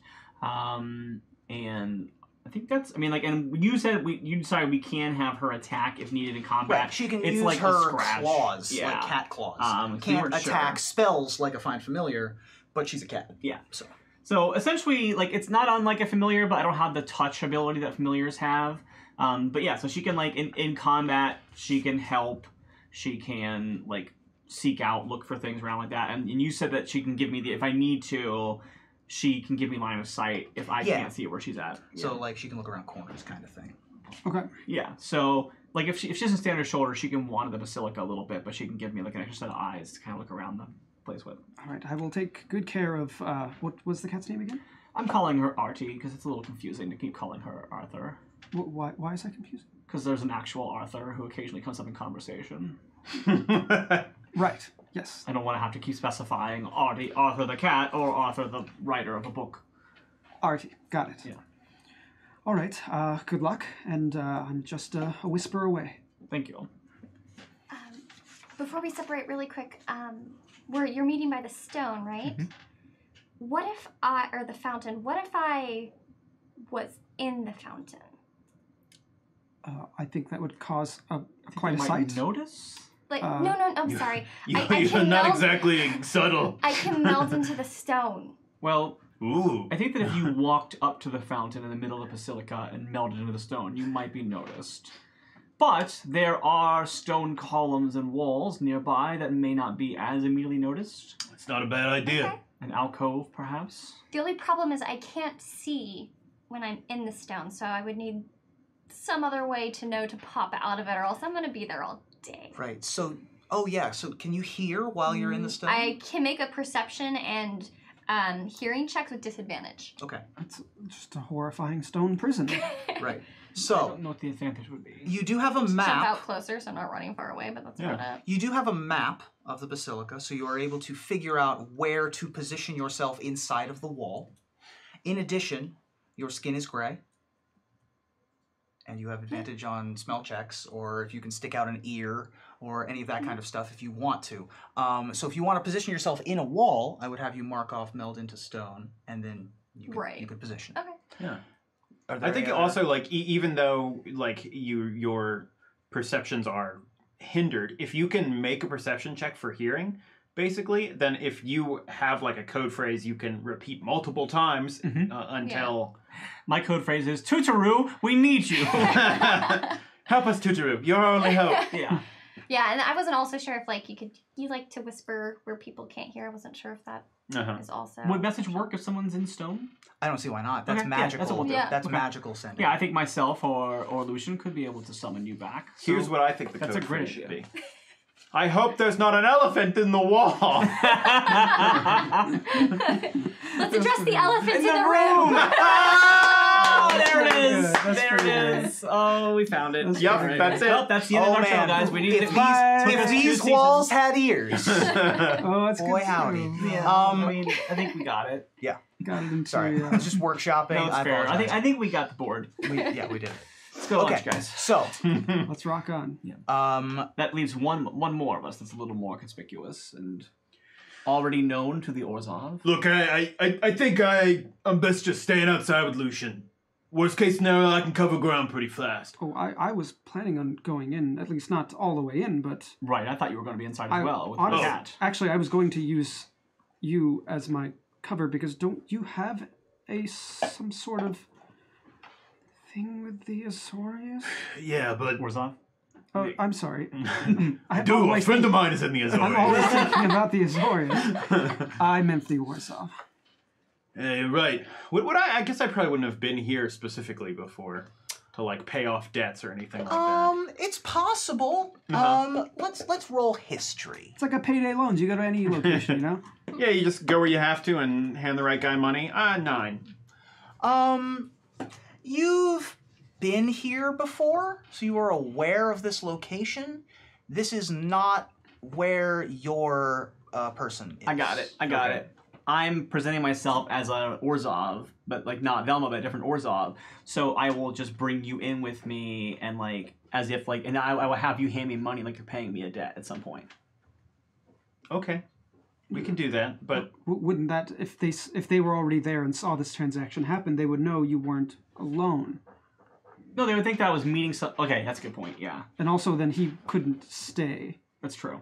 Okay, I think it's fine if you go in and just ask about refinancing, perhaps. That's a thing people do every day. Or I could pray, I guess. I mean, not if I'm wearing the Boros uniform. Let's go with his plan. Refinancing. All right, yeah. You don't seem like much of a prayer. I could be wrong. I mean, I've never really tried it. It's good for relaxation sometimes. But yes, let's go with that. We'll meet with somebody and keep an eye on Velma. And Tutaru, you're... Keep in mind that he is a known associate of mine, so... If he is, it could blow our cover, but still. Well, you won't look like you, though, will That's you? true, but it might make them on more alert. Whatever, we'll figure it out as we go. Yeah, hey. Look, most of the time people who aren't Minotaurs can't tell one Minotaur from another if you're wearing an entirely different set of clothes. Okay, well, don't show anyone your medal while we're in here. Look, all I'm saying is if I show up and, all I gotta do is take off the Boros stuff and I'll look different. Okay, fair enough. At least a bit. I didn't know you could do that. Look a little different too, I think. You just button your coat up. Yeah, I'll just go into travel mode here. All right. Yeah. Cue the music. Yeah. Who's doing what? So I'm gonna go up to the statue. Is that the entrance to the building? This is the entrance to the building. That's what I thought. We'll get this out of the... Scoot that way if you would. Oh, how are we gonna These are entrances.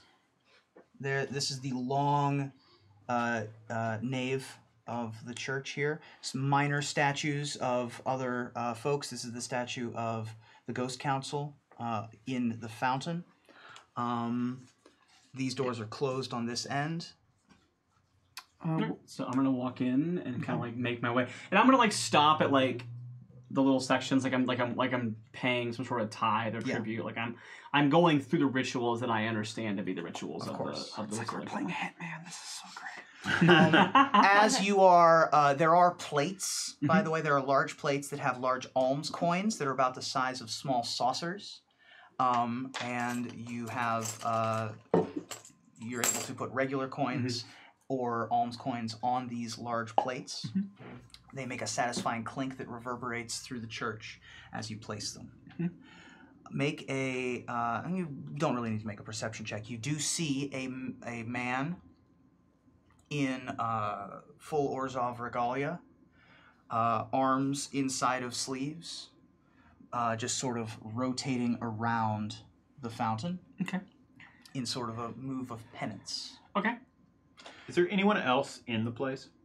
Not at present time. Anyone else doing anything? Oh, while she's doing that, I'm gonna go in, but I'm gonna have my mason tools out, my stoneworking tools. Luxodons are known for messing with stone.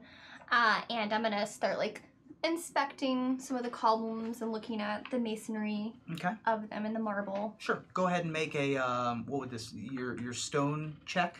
This is probably either history or nature, and you can roll it an advantage because you're a Loxodon. Go with nature. And while I'm doing this, I'm actually ritual casting meld into stone. Sure. 8 plus and 3, advantage because it's stone related. 12. Okay.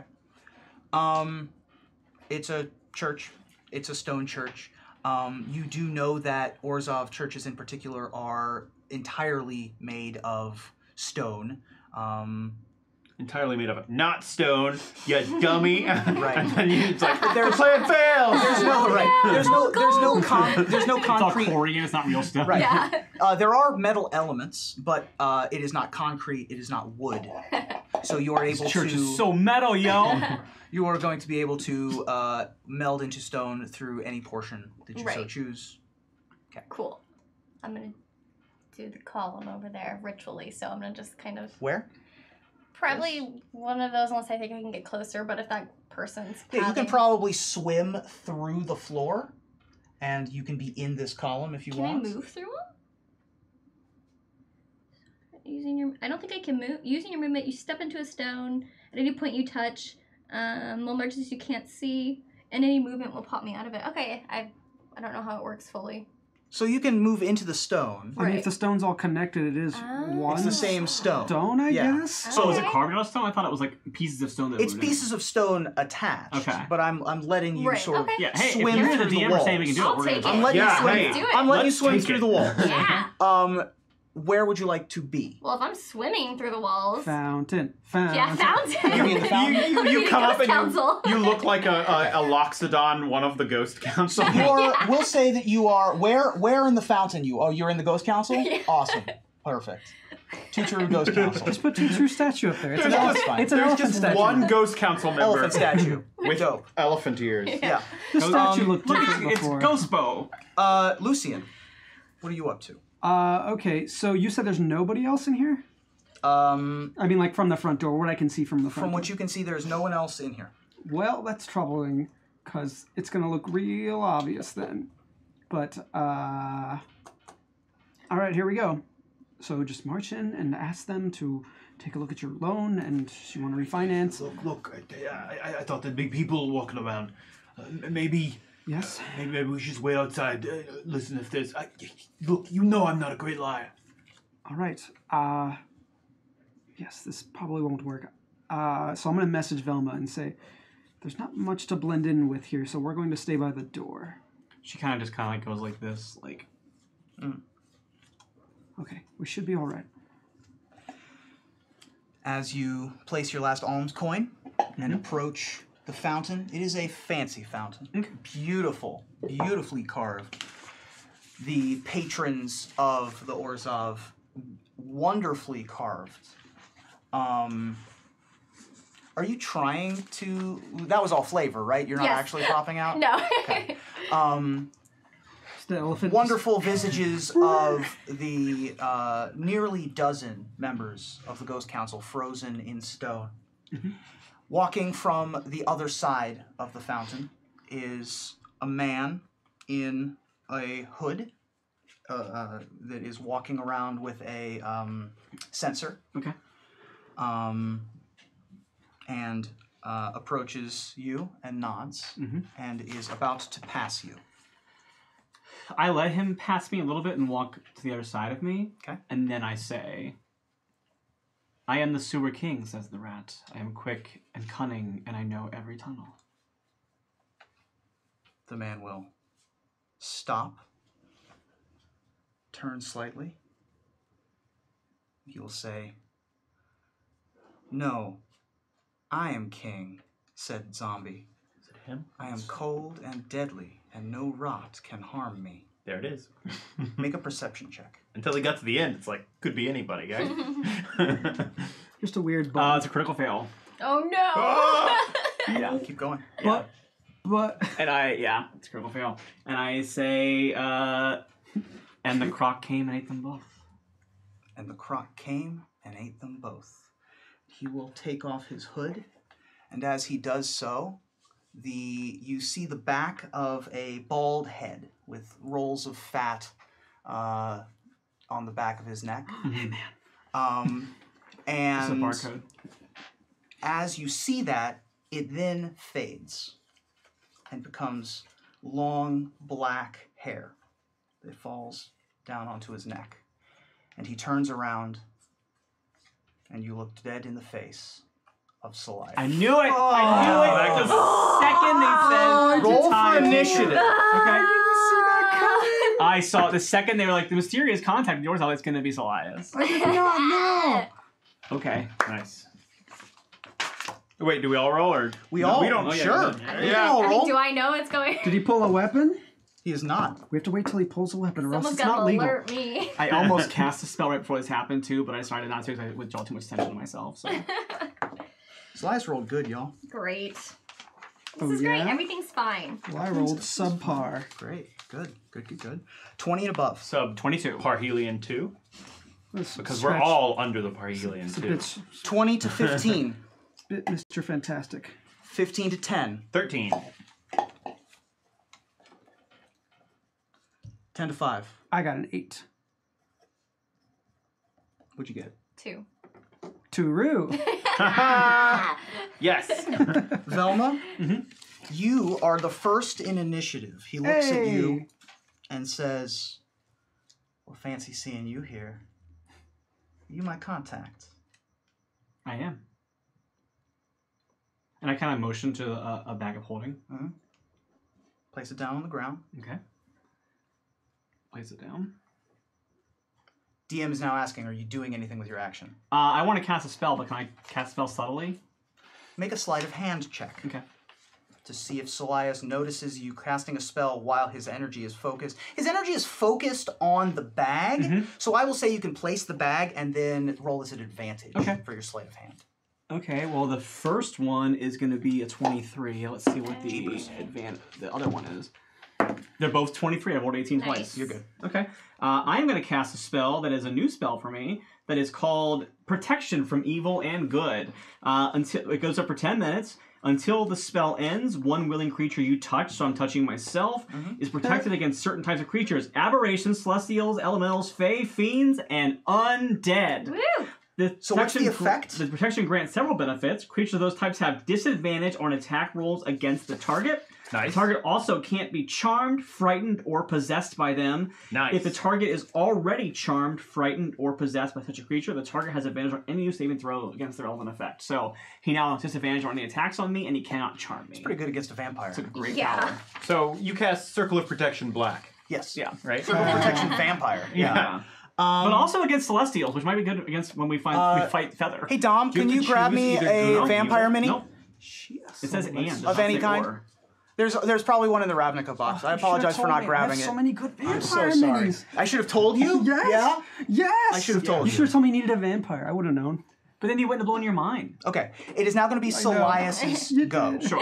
Celias is going to reach for the bag, pick it up, and say, "It's nice doing business with you," It always and is. begin walking around the fountain. 5, 10, 15, 20, 25, 30, and we'll end up right here. Okay. I can't do messages as action. Never mind. You can't message after casting a spell? I don't think I can because it's a spell. Message is a spell. Yeah, you can't do 2 spells. There's Celias. What are we, planeswalkers? And Celias, you There's like now that one notice, feet or something is that lets you- floating Okay. slightly. It doesn't look like there are legs, as they were in their large, long robes. That would have been the perception check to Yeah. notice Yeah, that that's they fine. were hovering. That's a Ravnica slightly. one. Yeah. Oh, is that fair. really? Yeah. This is a... It is now Astarock's turn. Astarock. First of all, where's your mini? Put your mini I don't know. Oh, it's right here. in here. Oh, I thought he Did was. Celias realize who you were? Yeah. Mm-hmm. Did he? Yeah, you said fancy meeting. No, you have a. No, he said. Oh, okay. Hi, guys. Yeah, I that's what I wasn't it seemed like he was reading, but then he said you're my contact. Oh, okay. And that's when I thought he recognized me. Yeah, I did too. Oh, okay. And then he took the bag and left. So no, this was a fancy meeting you here in essentially Thieves' Camp. Yeah. Well, so then I have to ask, like, did we see it's Elias? Make a perception check. You are in a direct line of sight from where he is right now. I'll make a perception check. You can't see. Disadvantage. Yeah. Oh, okay. So if She you can could hear Yeah. Elias's voice. Go for it. She got the big ears. Let me see. Oh, cool. I I guess I never I got made 17. a perception check. to No, see that's if you natural one. recognized you I am through stoned. disguise self, or recognize your voice, I should say. Well, I mean, I think Declaration she would be like. I didn't state specifically that she's meant her voice. Would but you have changed the voice? 100% she would have. Yeah, I have an actor thing, so Yeah, I can yeah, just take that's I can fair. take my Okay. new voice. I got a 15, but I also am pretty far away and not super familiar with Elias, so. Okay. I got a 17. Um. And I was actively Or it's watching. more like she's doing her she's not doing her Velma voice, which is what he Right. would know from her. Right. Yeah. I would say that both of those you would recognize as Elias uncloaking. we need to go now. Okay, wait, is she gonna try and get the shackles on him? Or He's got the bag. He's going. what's V doing? Go. Let's go now and talk later. It's been 6 seconds. What do you want me to do? Astaroth. All right, I'm going. I'm a charge. I'll Right. just, I'll get Through as the close pillars. as I can. Right. So how much movement do you have? I have 30 move, and then, I'll take double move. There's 60. And you're not being stealthy in any way. I think not. I think he said go, Yeah. and it was in sort of a panicked mode. We both realized that this is like your enemy. Yeah. So I think I charged. Burst through the door. Elias does hear Well, this. we also know it's our job to stop this person. Right. Yeah. Burst through the door. Elias turns and is in a bit of a surprised state right now at the charging And Minotaur. seeing Rocky several times now. Right, and doesn't recognize this Minotaur just yet. Let's be real. Nobody charges like a Minotaur charges. Very true. Lucian. If you're in church and a bull comes running at you, you're gonna notice it. Yeah. I am also going to. I can still bonus action if I'm dashing. Correct. You can bonus action cast a spell if it's an enchantment spell. No. I'm just asking if I dash, can I still do a bonus action? I can still do a bonus So action. you have action, move, bonus action. Great. And the way dash works is that it replaces the action. Yeah. With a move. So it would be move, bonus. Okay, because I think I have. Yes. Okay, so I'm going to dash and then cast Heroism on Astaroth, Nice. which is an enchantment spell, which makes it a bonus action. Cool. So you now have the effects of heroism on yourself. So Sweet. you are I actually can do that for indeed- myself if you want to not use. Is that a? Well, Is there a spell slot? it is a spell slot. Yeah, 'cause I do have. I mean, I can basically give myself free heroism. I mean, I do With have the to charm. use Oh, an action I got with- other stuff, babies. with Don't you worry. Maboros charm. Okay. What can I dash not 60 Boros charm, feet but- and then see where I am? Because Yeah, you would be Or a right signet. next. You would be in the same place. Am I 60 feet from him? It looks like I am. 10, 15, 20, 25, 30, 35, 40, 45, 50, 55. Perfect. Yep. Then I will cast Command. It's a first level enchantment spell. I'll cast it as a bonus action, so I will dash up right next to Astaroth. I imagine we dash together somehow. Yeah. what's the I like save? that image of both of us being like, we gotta go. Yeah. This is not a save. Wait, yes it Nice. is. Sorry. Obviously it would, because otherwise it's ridiculous magic. Yes, it is a wisdom save. Plus 4, 22. That is a success. Okay. That'll do it. So I will dash up and say, "Stop in the name of the law!" And he will not have to do it. The name of the law. Well, I don't think that's gonna. Oh gosh. Oh, I recognize you too. I recognize you too. And then he will turn back and look at you and go, "Oh dear." We don't know her though. We're not having this conversation, are we? Because I don't imagine that I stopped. That's fair. Yeah, I feel like I've had that opportunity at some point. This was like I was futzing with the editing a little bit. Sure, but I can see this. I'm saying at least I can see this happening as we're like charging at It him. is It's not Yeah. Elias's turn. I say stop in the name of the law and you stop. Right. But for TV, that was all right. Too true. If that's the plan. It's just television combat. So I get it. You're fine. I wonder what's going on right now. I wonder if Flying this was. is he here? I mean, I did yell stop in the name of the law. Yeah, I'm gonna try to see if I can hear anything. Sure. That's like the Azorius mating call. Oh no. Stop in the name of the So law. I got a 7 with disadvantage. Okay. Yeah. Tuturu, you are a rock. Rock on, I would Tiro. say you don't hear anything that catches your attention. Okay. Or is it safe to say actually? Oh no, it's okay. I already rolled. Go ahead. What is it? I should I was gonna say I should have delayed until I waited for the message. I'll let you do that. That's fine. No, it's fine. Okay. Top of the round, Velma. If only the person who had a bonus action could cast a message. I can't do His it. bonus action. It's transmutation. It's transmutation, not It's a full action That's otherwise. fair. Velma, All it's your turn. Velma rules. is now she knows what's going on, and she is going to go ahead and take advantage of her newfound abilities that were given for exactly this purpose. And Super Saiyan. She's going to pull out her fans and flip them down, and she's going to fire 2 Eldritch Blasts at him. Nice. Yeah. Dope. Yeah. So Double the guns. first one gonna be. Well, first one's not gonna be great. First one's a 9, so that's a Does real not bummer of a beginning for that power. And then the second one is still gonna be. pulling out the new power. Oh my god! What the heck? The second one's an 11. Hey, I think you're not on top of your game when Yeah. you're. Right. When you realize Yeah, it's This is our first time. You do see Startled, yeah. over your shoulder. You do catch a slight flash of from the eyes Oh my god. of Arthur the cat, who is next to you there with you. As big they do not hit their yeah, target. I throw them at him, but I like miss. I think because I'm trying to aim around the fountain anyway. You're not I don't trying want to hit the fountain. Tuturu. Yeah, Right. so I think that's probably why also. Sure, and It's they also probably hit your the first time wall. firing Eldritch Blast. Yeah. So like there was more recoil than you expected. Yeah. Two shotguns one in hits your the hand. wall, one hits a statue that's in an apse right here. Ooh, you gotta pay for that. Man, talk about like a lot of excitement for new power and just like ooh. Salias well, at this point will turn around and let's see here. How much movement do I have? 40? Oh, you destroyed a Orzhov statue? I mean, you don't have to pay for it all at once. Salias, Pay for it in Salias For the rest of your will barrel roll through the 2 Eldritch Blasts and come right up in your face. Oh, that's cool. That's With a cool the vision. 40-foot movement of hover speed and will take 3 melee attacks. Oh, At disadvantage. At disadvantage, only one of which can be its bite, and only the bite has to happen if you're already grappled. So let's make some attacks. First one's an unarmed strike. That is going to be 10. That's not gonna hit. Also at disadvantage, so it's still going to be a 10. It's not gonna hit. It is going to try to grapple you again. That's a natural 20 and a 13. Woo! The 13 does not hit. 13 does not hit. I was like, wait, there's only one. Third attack. I have 10 minutes on this. pretty good. That I mean, is pretty bad for him. Pretty good for us. 15. That one does hit. Oh, JK. Okay. So what do I take damage wise? So that one was still the unarmed strike. Okay. This is going to be...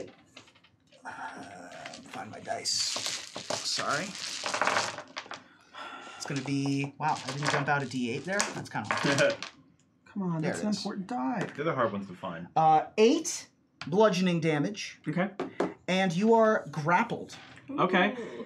I am going to use a reaction. And can I point finger still while I'm grappled? Sure. Okay, I'm going to point my finger at him.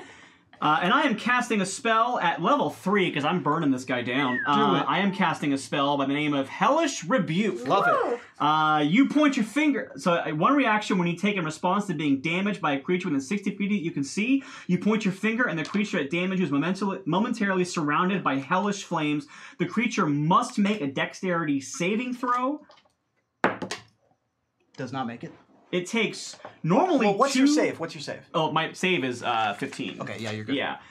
Normally it takes 2d10 fire damage. However, because I casted a level 3 spell, he actually going to take 4d10 fire damage. Wow. Ooh. So let me go ahead and roll those. Wait, does that And, mean you're on fire? Because he's No, hugging you. it's like... It's No, like... it's magical fire. Great. Yeah. Shoo. It's, So the it's first like one's he a 10. triggered a ward almost. She aced it. So that's 12 right now. Okay. That's gonna be 18. And that's a 6. That's gonna make good 24. 24 wow. fire damage. Good start. That good start. is a big chunk of hit points as Salias tries to grapple and tries to grapple. Finally gets part of your cloak in his hands and pulls you straight up to his face. And then your eyes sort of burn with hellish fire as they darken to the color that are in his. And you're able to point your hellish fire back in his direction and deal him a good amount of damage. I didn't roll initiative for Artie. Ah, Artie, sure. So she rolls a natural 20, so that's 22. Great. So she moves when I move, basically. Yeah. So where do you want Artie? Move. I want Artie to run up and jump on my shoulder. Just like that? Just like So that. Artie is now on your Oh, shoulder. you know what? Actually, for Artie's turn, can Artie claw at Selias, get him to let go of me? Can the cat at all undo the grapple? No. Like the hand. Okay, then yeah, she jumps on my shoulder, so that way she's invulnerable again. Okay. Yeah. It is going to be... That was Selias' turn. It's now Astaroth's turn. Astaroth, you are charging. You do not have a straight shot to Selias anymore. Not anymore, no. But I could get to him within one move now. Oh, for sure. Oh, So yeah. I don't really need to. So what I think... Yeah, I definitely want to try and get my,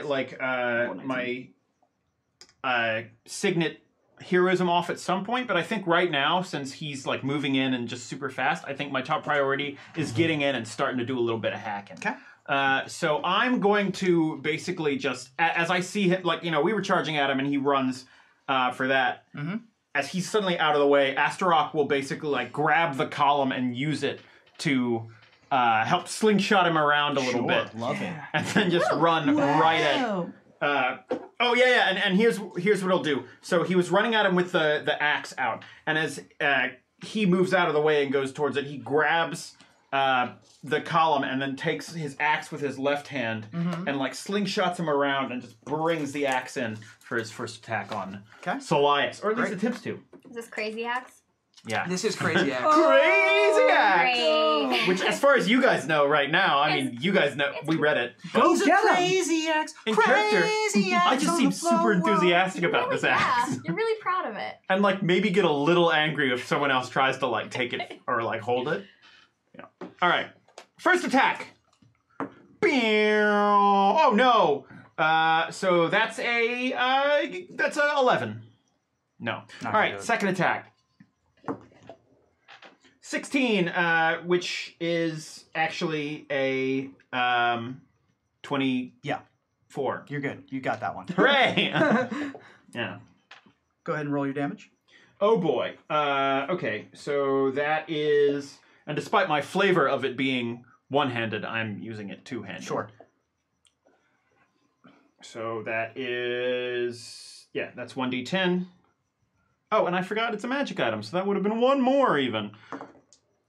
So that is 9 plus 5 plus 1, which is 15. Hooray. Dope.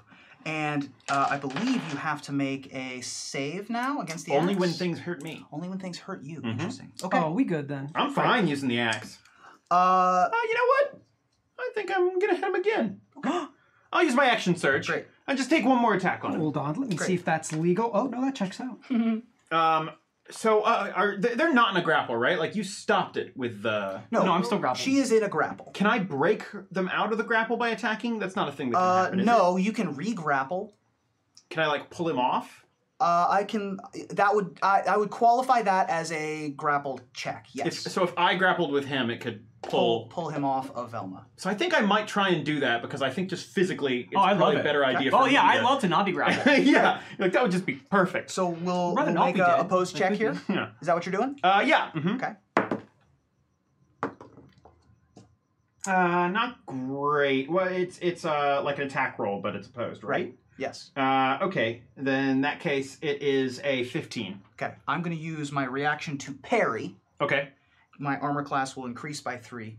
Cool. And I'm going to flavor that I'm going to add to my deflection of losing control of the grapple. All right. So I rolled a 15, and so I parried that attack. Mm-hmm. And Selias maintains control of the grapple. Okay. So I just after I've hit him with the axe, I kind of try and grab out, and he just rolls both of them out of the way. Sure. So they would move? Did you move them? Did you move them? No. No? Okay. I just Lucy. move. I'm going to move 1, 2, 3, 4, 5, 6. here, and I think it's time to wake up our elephant friend. I'm just like, any minute now. Yep. Sounds like things are going great. So I'm gonna message. Everything's Maybe they got him already. Yeah, I'm gonna use message and be like, just point at the statues, like, okay, you can come out now. Oh, okay. Just bust out of the stone. Yep. That's an action for me. So I'm going to. That's it. That's all my turn is. Okay. It's kind of boring, but hey, it needs to be done. And Alright. it's now Tuturu's turn. Cool. I hear Lucian. I'm like, oh, crap. Okay, let's go. And bursting out of the statue of the Obsidat is another ghostly figure that looks, well, not ghostly, it would be another stone figure begins to form of stone tusks and ears that coalesce into Tuturu, who, we'll say you come out in this direction. All right, I'm here. Oh. Yeah, This does not look good. Yeah, we're in a thing. Yeah. Okay. And I cast Hold Person on Slice. Ooh. So, not a Fitting. person. That's very thematically appropriate. Yeah. Not a person. Ah! I'm sorry? He's not a humanoid? This is a medium undead. I'm sorry? What? So, sorry. Okay. I will have you make a general intelligence check to see if you would have known that this was not a person. Well, I mean, I know he's a vampire. Because you know he's a vampire, Yeah. exactly. But in the moment, What is it? Intelligent? intelligence. 13. It's hot. No, that's fine. I cast I'm gonna it. say it's Yeah. just cast. Yeah. Yeah. So hold person goes off, and it doesn't seem to have any effect. Darn it. Top of the round, Artie has a turn. All right. Well, Artie was gonna do what they did. I was gonna send Artie to the statue. Yeah. Try to wake up Tuzaru, so that doesn't happen now. Artie's on my shoulder right now, so she's incapacitated for this Okay, round. so she's gone. Yeah. Unless you have them move. Yeah. At which point so I she's would- not going to right okay. now. Velma, it is your turn. I think she's on my shoulder because as long as she's on my shoulder, she's protected. She's protected. Yes. I am gonna, because I'm kind of held down. I can't really do a ranged attack right now because of my grapple. So, but you said I could point. So I'm gonna need old Solias to make a wisdom saving. Let me search wisdom. Hang on. It's a wisdom saving throw. Okay. Beat a 15. 16. Damn it. Okay. Nothing happens then. Okay. What were you trying to do? I was trying to cast Toll the Dead. Oh, okay. Fair enough. Well, Yeah. that is fitting. He is dead. Yeah. It is now going to be Solias' turn. Solias is going to make a multi-attack, the first of which is going to be a bite. Okay. Remember, he has disadvantage. I think if you're grappled, he has advantage, though. Oh, that's true. So it just negates it? That's out. Yeah, so it would have been the first roll, Okay. which would have been 11 plus 7. Okay, that hits. 18. Yeah. So this is going to be 10 piercing plus 5 necrotic. Okay. And I need a DC 15 charisma save. Oh, you can't be charmed by this thing. I can't. Okay, so then never mind. You don't need hang to on.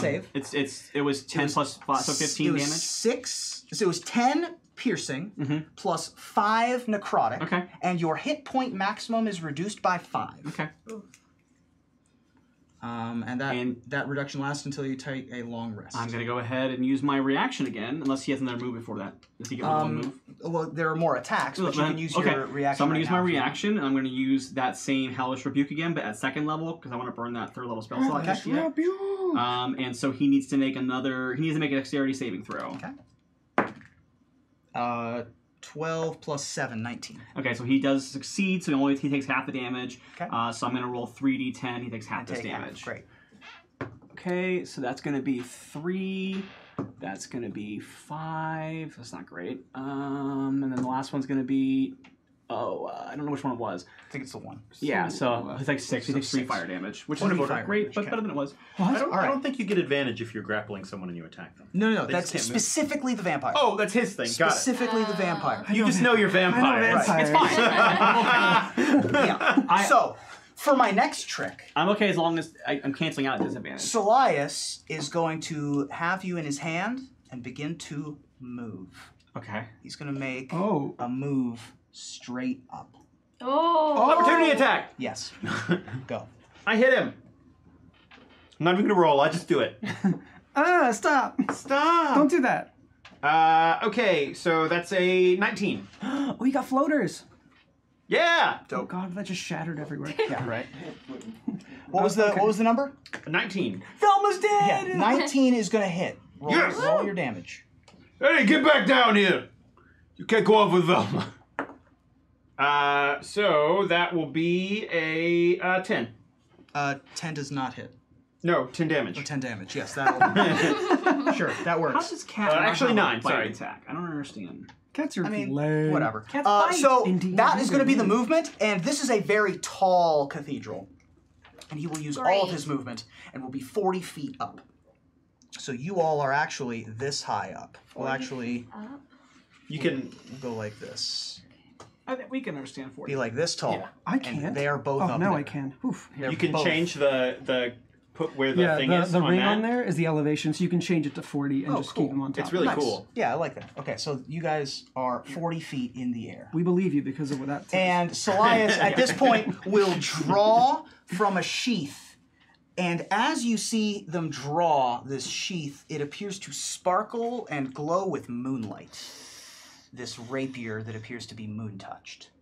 And is going to attack you with this rapier. At disadvantage. Man, that is brutal. 12. Good? No, Okay, does not and hit. then we'll try to stab you again. How many moves does he get? 3. Okay, but he already bit and picked me up. Stab, move. Okay. All right. That was a 12 and a 2. So Yeah, we'll this miss is with both of those. Good. You can miss me with that. And you are now in the middle of the air, and Salias draws the blade back and is holding you mid-air. Okay. Astaroth, it's your turn. He's high up now, right? Sure is. Blue, what do we do? Oh, okay, wait, there is something I can do. Hold on real quick. I'm so sorry. What's up? Protection, good and evil. Yeah. It's concentration. Oh. Oh, yeah, I did roll earlier. I didn't know what time. Yeah. Hey. in the box. Okay. I'm sorry, rules. No, I actually No, rolled you myself gotta do. earlier. Oh, you did? Okay, great. Yeah. Oh, cool. Did it earlier. But this one, I think, actually does fail. It also It's depends on my the spellcasting, right? Yeah. It also depends on the damage Yeah. that was done to you. Right, which Which was 15? It was 15. Yeah, Yeah, so and it's I DC rolled 15. and I rolled 12. So yeah, I just dropped that spell. Is it? It's DC 15, No. right? Or is it half? It's whatever's higher. It's either half or DC 10. Okay, so it's DC 10. Oh, then I succeeded. So you succeed. Cool. Yes. Okay. So you still have protection from good and evil. Cool. Yeah, the first time I rolled a 19, so I'm like, yeah, I'm good. The Oh, second yeah. time, Yeah. Yeah, Astaroth. Alright, I was thinking I could potentially use the Boros Charm's ranged ability and cast a guiding bolt on it, but I might be more useful getting haste for a couple turns. Like when we get him down. Sure. Or if we can get him down. So can I can I just be like, Blue, can you bring him down? And like hold action? Sure. I'm going to try my damnedest. Alright, so I'm gonna hold action until he Can't say gets low enough that I can move something against him. In a church. Okay, then it is my turn next? Yep. Okay, great. Then I will... Thanks to Knoxweiler Burf, by the way, for the map items and terrain. Appreciate it. Yeah. Then I'm going to use Channel Divinity Orders Demand. Because this does not... He does not need to be a human for this to work. Correct. So... I'm trying to find the exact spell here. I got it in the front as well. Oh, good, you got the Please turn in your hymnals, ladies and gentlemen, to page 25 of your Guildmaster's Guide to Ravnica. Orders demand, you say. Orders demand. As an action, you present your holy symbol, and each creature of your choice that can see or hear you within 30 feet. Oh, no! So... I jumped 10 feet. Right. So here's what we're going to do. Help you. Fastball special. Right. Yes. Oh, okay. Oh, my God. Do that, right? I was gonna say, can you dunk? Can Lucian dunk? No! Okay. Well, you gotta get within 30 He's feet. the whitest white of You gotta get within 30 feet, and they must succeed on a wisdom saving throw or be charmed by you. Wow. All right, You can Lucian. cause any of the charmed creatures to No, drop what this they're is- holding if they fail their saves. We're gonna do this. No, that's ridiculous. Nope, you're gonna walk up to Astaroth. Astaroth's gonna boost you up, and we're going to Heck throw yeah. you 10 Yeah. feet in the air. No, I have to like literally read from a scroll. Like I don't see how that even Yeah, works. put your can foot do right it. here. Great, let's do it. You telling me that you, a trained Azorius Arrestor, can't read a scroll Strength in there? check. Strength check. All right. This is a foolish idea, but let's do it. Come on, we gotta do it! We gotta save her. Blue, I'm gonna throw you at Velma! That's 17, and I have +5 strength. Yes! So you are up there and able to cast the spell, or cast the ability. Right. So now it's a wisdom save. Now it's a wisdom save. And I exactly demand how it you happens. to come to the ground. Wait. 19. So I just want to say that I think what happens is I go, Blue, could you bring it down? You'd be like, oh, I don't know, I think he's a little too far away. I can get you closer. And I just grab you. Wait, why would this work? Okay, I'll try. And so while you're up there, you give the order's demand. Yes. Salias appears to resist your demand, does not drop Velma, but Darn it. because of the success of the check, you do not fall. You land on your feet. Well, I catch him. I gave it my best shot. Beautiful, like the end of Princess Bride. Yes. Tutoru, it's your turn. That was your held action. Yep, that's fair. I would say you have a bonus. I don't think I was going to do a bonus. That was a... I guess that wasn't a spell, though, was it? No, that was an But ability. it does take an action. Right. Okay, So okay. I would say that you could use a bonus action spell if Okay. you wanted to. Hang on just a second. Yep. Because I think I do have one of those. Nope, that's necromancy. Oh, that's illegal. Tutoru, you're on deck. Oh, okay. Great. Just be thinking about it. I'm just going to cast... I guess I'll magic... No, that's an action. Nope, I'm going to pass then. Okay. Okay. I will make it legal. Your protection from good evil, did that do anything to your AC or no? No, it just keeps him disadvantage on me. Okay. Okay, I can't reach him. I'm going to cast Shield of Faith on you. Do you have range for that? Yes. Okay. It's 60 Shield of feet. Faith, Cool. 60 feet. Awesome. Yeah. Cool. Shield of So what are the effects of Shield of Faith? A shimmering field appears around you, so it looks like some tree branches consume you, and you have a +2 bonus That's to great. your AC. Love that. So- Very nice. All right, top of the round. Artie. Artie Still on is- your shoulder. Artie is going to move onto his arm where he's Love it. holding me and Uh-huh. claw right at his arm. Perfect. Make a attack roll. Okay. Bite him, Artie. Let's see here. I don't think she gets anything. Oh, yeah, so I can go. Cats can't bite. The attack +0. Actually, you know what? The intent here is to distract, not to deal damage, right? So I'm going to instead roll a distraction D20 Okay. roll. What should Artie roll? Don't have... Artie's fine. Okay. I'm just going to have this be a save. Okay. What do you think for this? I think that this is probably intelligence. Yeah, well, it's intelligence basically a save for you? concentration For me, sort of. yes, concentration thing. kind of save. Yeah. So we'll Makes say... Ooh. So that's a 7 is what that save against Artie is. So go ahead and roll me damage as if you've attacked. Okay, actually, that just does 1 slashing damage. for Okay, so that. he'll take a slashing damage. Boink. And we will say that is going to distract enough for you to have +1 to a check or a roll Okay. or something Cool. in That's the fair. future. That's cool. That's You good. can choose where you want that +1. Okay. That's your cat bonus. Okay. Cool. It is now going to be Salias's turn. Well, I don't get my yeah, turn? no, you get your turn. Sorry. I thought that was your turn in my head. That was the Velma cat. gets a turn. Yeah. Yes. So Velma... So you can try to escape the grapple Mm-hmm. if you so choose. That would be an escape roll. Mhm. Here's the question. Yes. If he's holding me now with one arm and has one arm back, I now have my arms free again, right? Correct. Okay, I'm just going to take my dagger and try to shove it up into his arm and he's holding Awesome. it with. Nice. Yup. All right. Get him, girl. Let's do what we can. Okay, that's not going to be great. It's a 14. Nope, 14's not going to do it. Man. As you rolls are stab, killing me right now. you're No, this wriggling vampire's around killing in you the right now. air I know, and is I not know. able to find purchase in Oh, wait, Salias's hang arm. on. I get a 15 because I have a +1. Would not hit. Okay. Oh, no! Armor class is 16. Okay, that's... man.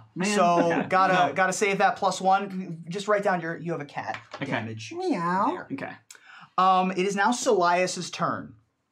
Salias is going to rise another 20 feet into the air. No, he's getting away. I wish I had my javelin. 60 feet in the air. Why are you here? Who are you? Are you still disguised, or did you drop that? I mean, he's figured out who I Yeah. am, right? Why well, are you here? I mean, I haven't dropped disguise because I would have to Right. spend a turn to do it. But Why are you here, Ms. Velma Sweet? It's good to see you. I wish it were under better circumstances. you know me by the name of Velma Sweet. But you forgot a name that I used to go by. A name you probably don't even care about. A name that you've forgotten after decades and nearly a century since I escaped you. For I was once a child in the 6th Precinct. I was a child who slipped through your grasp. And I have been hunting you ever since, and I have found you, and I have finally gotten to you again, and I am not going to let you go. My friends are here. They are going to help me take you down. You may know me now as Velma Sweet. The name that you remembered me from before was Sunil of the 6th Precinct. And my friend, Arthur, helped me get away from you. Ah, you're Arthur's child. Not his child. I was his charge. Well, you're my charge now. How long was I talking for? Was it for a minute? No. Okay. Close. For a minute. Next round we can do it. Okay. Next round you can do it because we're going to keep bantering, I'm sure. You want to keep bantering? You want to try to talk for a minute? We can keep bantering. Great. Yeah. Look, they're bantering! I see in your face every child you have taken. I have seen every soul that you have ruined, and I am here to tell you that I will pay them back in full. Every ounce of flesh you have stolen will come back to haunt you. You foolish woman. You think you're the only Orzhov with Dimir connections. Of course I know who you are. We don't all have the same allegiances therein. The Orzhov were able to make a better offer for me. Offer for power. Not whatever it is you're seeking, some sort of childish vengeance. I will have your vengeance. I will take what it is that you want. Arthur isn't here to save you now. I don't need Arthur anymore. It wasn't vengeance. It was vengeance one time. It was childish. It was weak like you. But now I fight for something more powerful. I fight to stop you from taking the lives of anybody else who has been lost to the world of Ravnica. That is what I stand for now. I don't care how high you bring me. I don't care how far you try to drop me. I am here to stand against you, and I shall forever. Another 20 feet up. Okay. 80 feet in the air. Okay. No. Closer to the ceiling now than the floor. Okay. Great. You know nothing of power. I know everything of power. Not just on Ravnica, but I know who I'm dealing with, all right? I know who it is that you're looking for. I know all of the dealings that happen in the Dead Reveler. I know of the machinations of this world. You know nothing of power. I won't be put down by some petulant woman. Do you think that I would sully myself to do business in your filthy gauche establishment, the Dead Reveler? I was only there because you were there. I don't care. I hear You that a lot. insult me. I know, like, there's some machinations going on here, but we'd probably take some pot shots at him, right? Probably at this moment, yeah. I would say that this is all happening while he's rising. If you guys are going to try to interrupt the banter, then go. That's all I'm just saying. Like, I hope we're not like losing opportunities to... If we've talked for a minute, though, can he please make a wisdom saving throw? Absolutely. Okay. You can go ahead and take a pot shot. All right. If anyone wants to take pot shots. Yes. What is this? Wisdom? 14? He failed it. So, Yikes. Salias is now frightened of me. I got a 9. Yeah. So he is now and is not aware that I used it. He just feels that he is suddenly frightened of me. I got a 9 on my shot, so I just took out my crossbow that I've had and just forgot about. Sure. And just I'm just casting magic. missed it. And he's frightened of me this for would an just hour. be damage. Straight damage. Frightened for an hour. Got it. Of me, specifically. Yeah. 2 plus 6 is 8. Yeah, it actually worked this 3 time. is 11 damage. Okay. Okay. Did you have a pot shot? Well, could be a pot heal. Sure. Velma. Yeah. Do it. Thank you. Yeah. Use healing word since that range is 60 feet before they get out. Have you taken any damage? I haven't. Do you want us to like whack you a bit? Yeah. Do it sort of while? Get the effect. You don't want to waste Really it. maximize it. Okay, so I'm gonna do it at level 2, so I get an extra D4. Okay. So boop, boop. So that's 5 plus 2 is 7 plus spell level, which is 2, so that's 9. I think you heal for 9, but I might need more. I'll let you know. Okay. That's better than I had. Can I also, at some point in the minute of them rising up, have activated my? Can I activate my Boros signet? Absolutely. Signet? Yes. So those are all active. 13. And I will say, 13. as the magical tree energy of the Shield of Faith combines with the healing aura, and Velma lights up, combining the white power energy of Orzhov and Celestia. Poor choice of words, but you know, here we are. White mana energy is what I meant. Yes.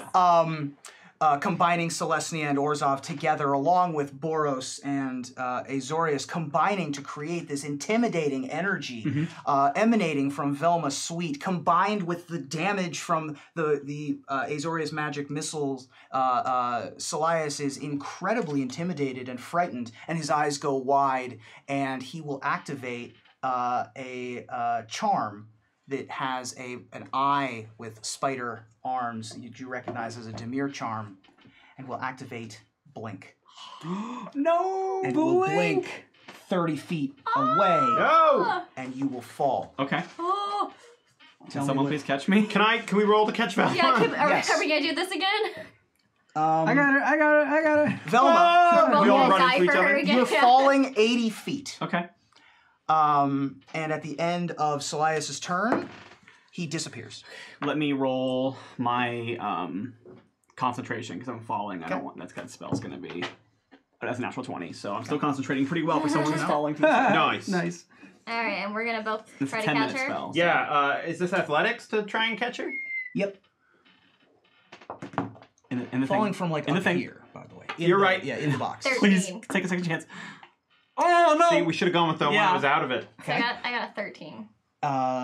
You got I rolled a 2, so I got a 9. A 10. I guess I'll try. If nobody else is gonna. We're just gonna all like create I a thought y'all net. had it. Yeah. No, I got a 5. Okay. It's definitely a we got it, and we all run into the middle and plonk into each other. super high DC anyway, because Nice. it's 80 feet. Oh god. Ugh. Is how far this person is falling. There are She's fine. She's good. She's tough. there are 8 D6s to spread around the table. I'm gonna give you 6 of them, Yeah, makes fair. Makes sense. and I would say you each take 1 of those D6s because fair. you had the best. I would say 5 because your 13 was able to soften some of the blows. So Great. you take 1, you take 1, you take 5 D6. Yeah. So I'll go I'm ahead gonna and go to death saves here. I know it. Sorry, I got you. No, it's okay. We got level 3 spells. That's 18 Revivify, damage. right? Okay, the well, thank God dying. you healed me. Yeah. 18 damage, and Celias is nowhere to be seen. Astaroth, it's your turn. Where'd he go? Are you all right? No! Where'd he go? Don't care about me. Stop him. I don't know. Find him. He disappeared. All right, I'm going to basically just like try and make a lap around the whatchamacallit, the church, and search for him. Sure. Yeah, I'll do that too if you've got her. Yeah, I'm gonna stay with her. All right. I am not leaving her. You go that way, Blue. I'll go this way. All right. Do you have the ability to interact with creatures on the ethereal plane? No. Okay, just checking. Maybe my horn can. It's magical. Right. You don't perceive Celias around. Where would you like to be? I imagine I would just take kind of a clockwise loop of Clockwise, the. 5, 10, 15, 20, 25, 30. Yeah. Okay. And all I'm doing is moving, so Yep. I'd probably just do 60. Okay. 5, 10, 15, 20, 25, 30. It's technically Lucian's turn. I'm gonna walk that way. Which way? Towards the exit. I'm trying to see if I can sense anything from him there. Okay. And then Can you sense any? no, but I'm trying to think if I have any spells that can do that. Okay. Because it's very possible. I don't think detect magic might do it if he's invisible, but he's not. Correct. He's on a different plane of existence. Different plane of existence. Which means, out of character, does that mean he's a planeswalker? In a sense, in a way. Because I'm pretty sure, isn't there a thing in the book that says like they can't walk to other planes unless they're planeswalkers? This It's is not okay. planes as far as like D&D Right. like planes aren't the same as like magic's like realms Yeah. of planes. Right. And that's also, like a Because pocket. I this cast- is also I cast blinking. planes, right. Yeah. Demi- This planes. is right. This is blink. So this is a sort of shifting into like the upside down kind of situation, as opposed to going to an entirely new world. What if he just went to Innistrad for like a hot minute? Flavorfully, Celias can still sense everything within 60 feet, and it's all cast Okay. in shades of gray. So it's very similar to. So he's that. still around. So the detect magic probably won't do anything. I mean, I won't know that, so I guess I can still try casting it. Okay. But the range of it is only 30 feet. Okay. I guess I'll cast it when I start there because it stays around me Sure. for 30 feet. Okay. So let me know if I hit anything. Okay. I will. Tutoru. All right, holding Velma. Yep. Are you okay here? And I'm just like, cure wounds. I'll say that you caught enough to be able to not be prone. Okay. And then I'm gonna do it at level. How badly are you? Pretty bad. Okay, great. I'm at 11. Do level 3 cure wounds then. She goes to 11. Yeah, and not in the good way. When you cast the spell, 1d8. So cool. I'm gonna do boop. Oh. Yikes. Like the worst. Where are you? Okay. 5 plus 2. We're gonna go with 13 again. Okay. Hey, it's better than what I had. Okay. Top of the round. Artie is back up. Okay. I'm gonna have her make a perception check to see if there's any way that she can detect anything, since she is like a creature of a different. Okay. So that would be +3. That's gonna be 13. Okay.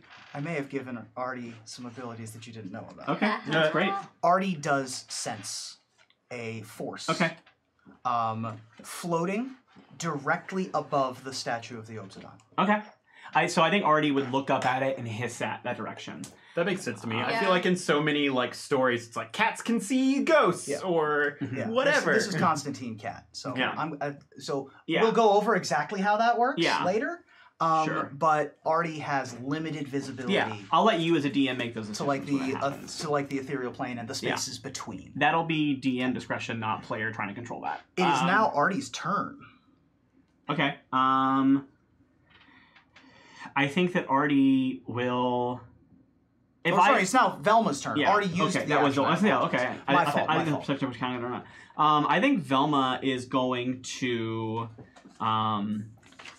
So. Right there. What can I do? About 30 feet up on the statue. Well, she knows because she has used this exact same charm before, so she knows it only lasts for a minute. Right. So she. And it has a 50% chance of. Yeah. Not working at all. Yeah, well, but it worked, obviously. Yes. That time it worked. I think out of frustration alone, I think she is going to aim where Artie was hissing at and just cast both of her Eldritch Blasts at that. Sure. Because she doesn't know if that will affect the plane or not. Right. So she's just going to go for it. So I'm going to roll and see what happens, and I'll let you decide. So first one, can you take your dice? First one is going to be a 18, and the other one is going to be a that's cocked, so I'll roll it again because otherwise I'm going to get myself a good roll. The second one is going to be a 16. Okay.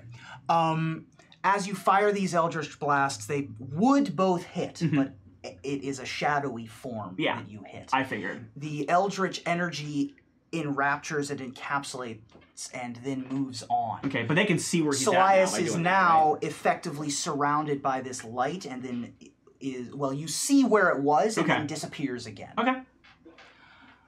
It is now Solias' turn. Solias will reappear and dive bomb you. Okay. By the way, you healed for 1 more. Sorry. Oh, thank you. It's going to go away now, so that's fine. But the first attack is going to be an attempt to tackle you, grapple to the ground. Okay, now he's back to his disadvantage, just so you know. Correct. So this is going to be an opposed strength check. Oh, well, have fun with that. You still have the Wow, I actually have an 18. Nice. Yep. Well, that works. He flies at you. I rolled an natural 20 on my attempt to not, but I fell. I rolled a concentration check and it was 20. Oh, Nice. yeah. 20, yeah. But you have the shackles, right? I do. But he has to be incapacitated for it to Right. work. Attempts to tackle you to the ground, it does not work. You are pushed back by the force. We'll say that it pushes you a little bit. Okay. And we'll make an unarmed strike attack. 12. Okay. Well, he just taunted me with a hit, so I'm going to go ahead and use a Hellish Rebuke on him again. Sure. But hang on, let me do this for 12, so 25. So that's going to be back down to 13. And then let me roll my concentration for the good and evil. That is going to be... what was the difficulty on that? Half of my 12? What was the damage done? 12 was the damage done, so 10. So 10. 10? Okay, and that's going to be... Is it Constitution This plus? would be... It's a straight D20. It's a straight D20 roll. Okay, then that does drop the spell finally. So I no longer am protected against him. And I have the third attack now. But I'll do my reaction Yes, first. you can do your reaction. Yeah, my reaction is going to be the Hellish Rebuke, which I'm going to go ahead at this point. Like I'm just going to blow out my last level 3 spell slot. Yeah. Okay. And I'm going to spell that on him, and so that's going to be, he needs to make a wisdom saving throw. 15. Yeah, that's so he does beat my thing, because that is my DC. So I'm going to roll 4, and he gets half this damage. Okay. So 1, that's 3, that's 6, that's 9. That is going to be another 3, so that's going to be 12, and that's another 9. So that's good. That would have been 18. So he takes 9 fire damage. Okay. Was he attacking you, or is this on your turn? He attacked me as a reaction. I have a spell that's a reaction now.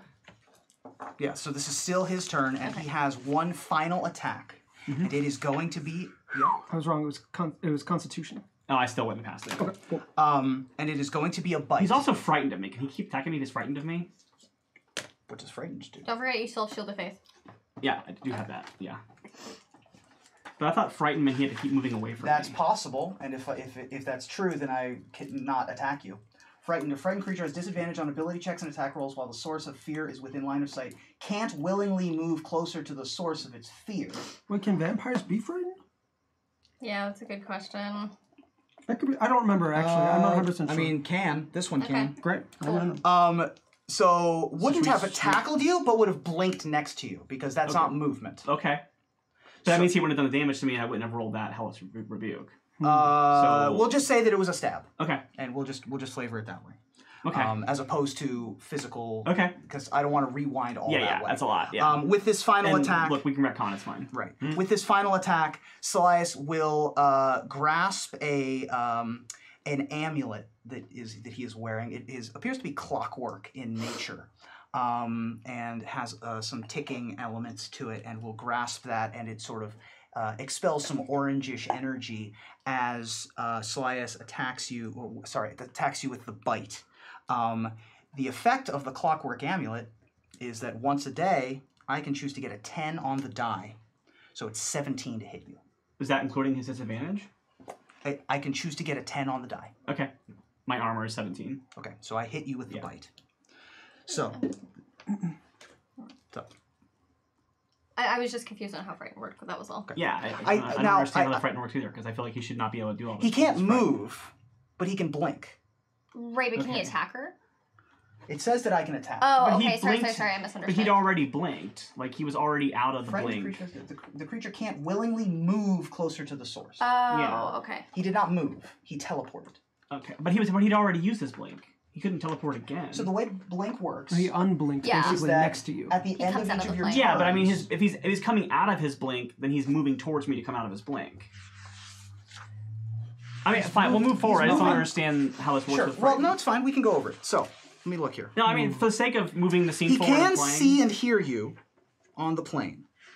How was he frightened again? What was the thing that made him frightened? I have an ability as a College of Whispers bard called Words of Terror. So I talk to him for a minute. Then if he loses his Wisdom saving throw, which he did, he becomes frightened of me for an hour. Right. Oh, okay. I see. Yeah, That's I just what don't get the point of the effect if it I doesn't do think anything that for the that's guy. well. It's because he's magically moving and not physically Okay. moving. Yeah, sorry, I and he was was physically confused. I was moving, thinking of a different spell with attacks, because charm person. Okay. Yeah. Yeah. So sorry, I will was- say that makes sense to me. So how much damage did you take? What was the damage you rolled? The damage that was Hellish Rebuke before. Oh, I think it was 12. I took 12. You took 12. Okay. Instead, because I can't move closer to you, Yeah. Astaroth, Yeah. you're going to take 12. Well, then hang on, because I cast Hellish Rebuke on him, and he would lose. Right. So I'm going to heal all that back, Okay. and then so you I'll get your take spell mine. slot Okay. back. All right. Are we all copacetic with how that yeah. worked He out? coming to Yeah. get you, So So me. can't. Yeah, sorry, I didn't mean to come- tie down it's the fine. game. I just got Can't lost come in that. closer to Velma. I mean, it's close. I'll have to look at it later. But in the interest of moving along, so the first attack, I'm going to just say that it hit you, Astaroth. Okay. I'm going to get the use of my Clockwork Amulet back because I don't think a 17 hits your armor class. No. So now I am going to. That was a 12 on the That first was one, a right? 12 damage, and you are grappled. All right. Now I'm going to try to bite. Is that an automatic grapple? It's an Is that automatic how that grapple. works? Okay. Yeah, if he hits you, yeah. So I was like, I can oppose grapple pretty well. The bite is 14 to hit, and then I'm going to make a rapier attack, which is 25. Well, that one will hit. Gar. The rapier is going to get you. We make that wisdom saving throw for the first attack. 5. Oh, yeah. Oh no! Right. Man, sure makes me angry when I get attacked by vampires. Oh no! How angry does it make you? Let's find out if it's more than 15. Oh no! Because I think 15 is the number I have to hit to not go crazy. Yes. All right. It's wisdom. Oh no! This is where Astrak kills us all. You'll also take 9 more piercing. Oh, good. And then Selias, let's see if Selias disappears. Oh no! Selias disappears. I don't get to attack him, do I? Oh no! As he blinks away? No. Oh man. Astaroth, it's your turn. What is he on? Astaroth starts to just like... Does Elias take any damage From Astrak at all? From what just happened? No. Okay. Good enough. I need to know if he takes damage. Oh, we dead. Where did he go?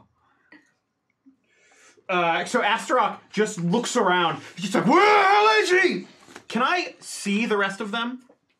I mean, there's a tiny fountain in make the a way. perception check. There's a big fountain in the way. Yeah, I figured it's a pretty big Oh right, fountain. I forgot that yes. statue was there. Because guess He what? goes council. If I can't see them, that's the best case scenario So here. you tell me. All right. If you roll high, is that good for you or bad? What do you want to roll? I think, well, okay, it makes sense to me that if I roll high, I see them. Because even So though... you're hoping for low numbers on this D20 roll. Yes, even though Jordan doesn't want to kill everybody, I feel like Astaroth wants to find someone to kill. Makes sense Right. to me, but I Yep. wanted to clarify that before we rolled the D20. Yes, and I think that's So go ahead entirely and roll fair. the D20 and add your perception. So that's a 15. It's pretty decent. I would say you see Tutoru. Great! Oh boy, okay. Not Velma, because well- Velma's smaller.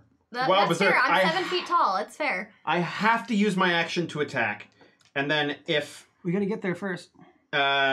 Yeah, and then if I don't have anyone near me, if there's someone within 60 feet... Are they within 60 feet? Oh, yeah. Yep. Then I've got to use my move to get to them. Are you going to try to climb, or... Yeah, you know what?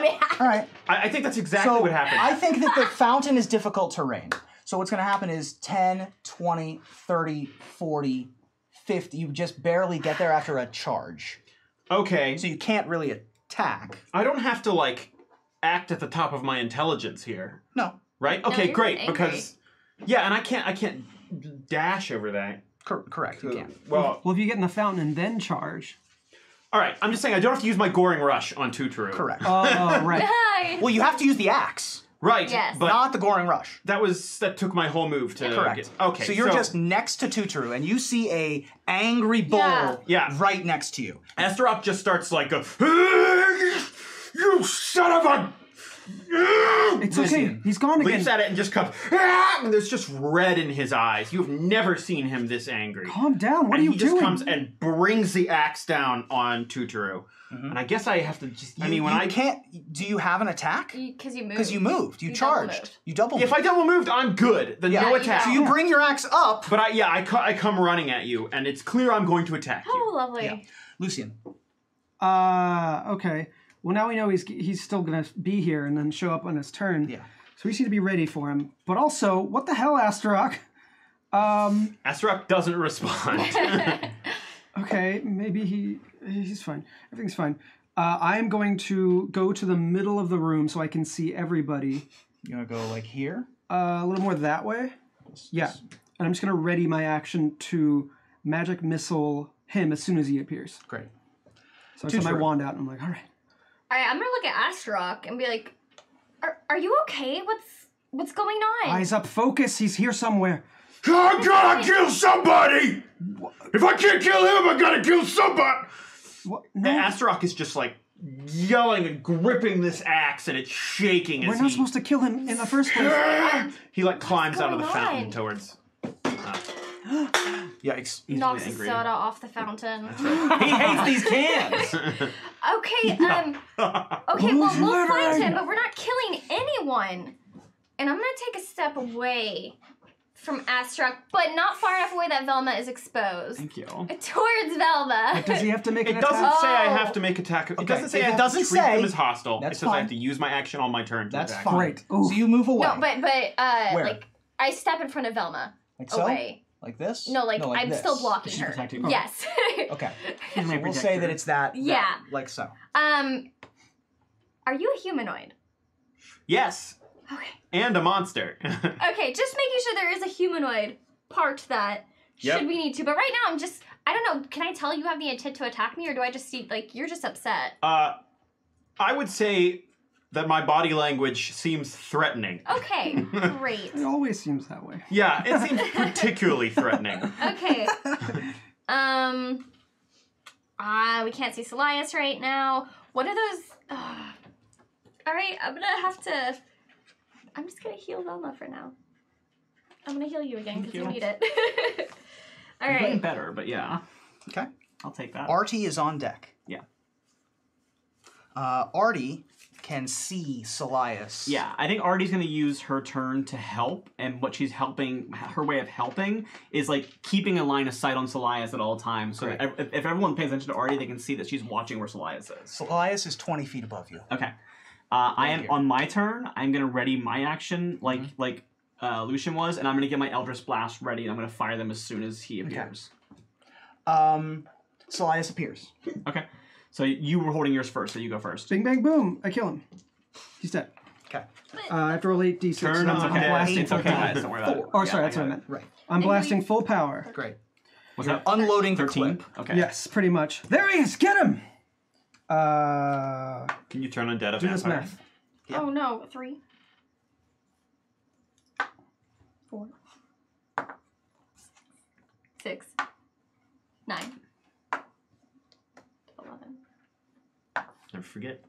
14, 16. There's so much pressure. 17. 18. You get 9 rolls? 8. 8. So subtract that last one. 1. Okay, so 18 damage Plus 17. 8. plus 8. 18 plus 17. 17. 17 plus 8. plus 8, which is 25. Nice. Nice. You have 2 Eldritch Blasts. I'm going to say that both of these are at disadvantage because he reappears right in your face and Okay. these are ranged. Okay. Okay, so that's a natural 20. Oh, come Well, on. disadvantage. I know, I'm aware. Come on, double 20s. Okay, so that's a crit fail. No, it's the opposite! Yeah. Why would you do that? I don't know. She's just very distracted by That's an Astaroth. 18 Hey, or hey. that one's gonna be, so it was either a, so that was the 17. 17 hits. Okay, Yeah, so yeah, I hit yeah. him, and Better. that is gonna be only 1 hits, and that's 1d10 of force damage. Okay, and that's gonna be 6 force damage. Miss Velma Sweet. Mm-hmm. This is quite the villain that Yeah. you have. It's taken 19 episodes for us to get to this point where you face down Solias, the vampire of the Orzhov Guild, it turns out, who Mhm. had Demir connections, sort of like you, but backwards. Yeah. And despite a goal going in of not eliminating this person, I have a move. Can I do Okay. my thing? Can I just take over real quick? yeah, And just give play me this out? give me your story card. Okay, this is what's happening.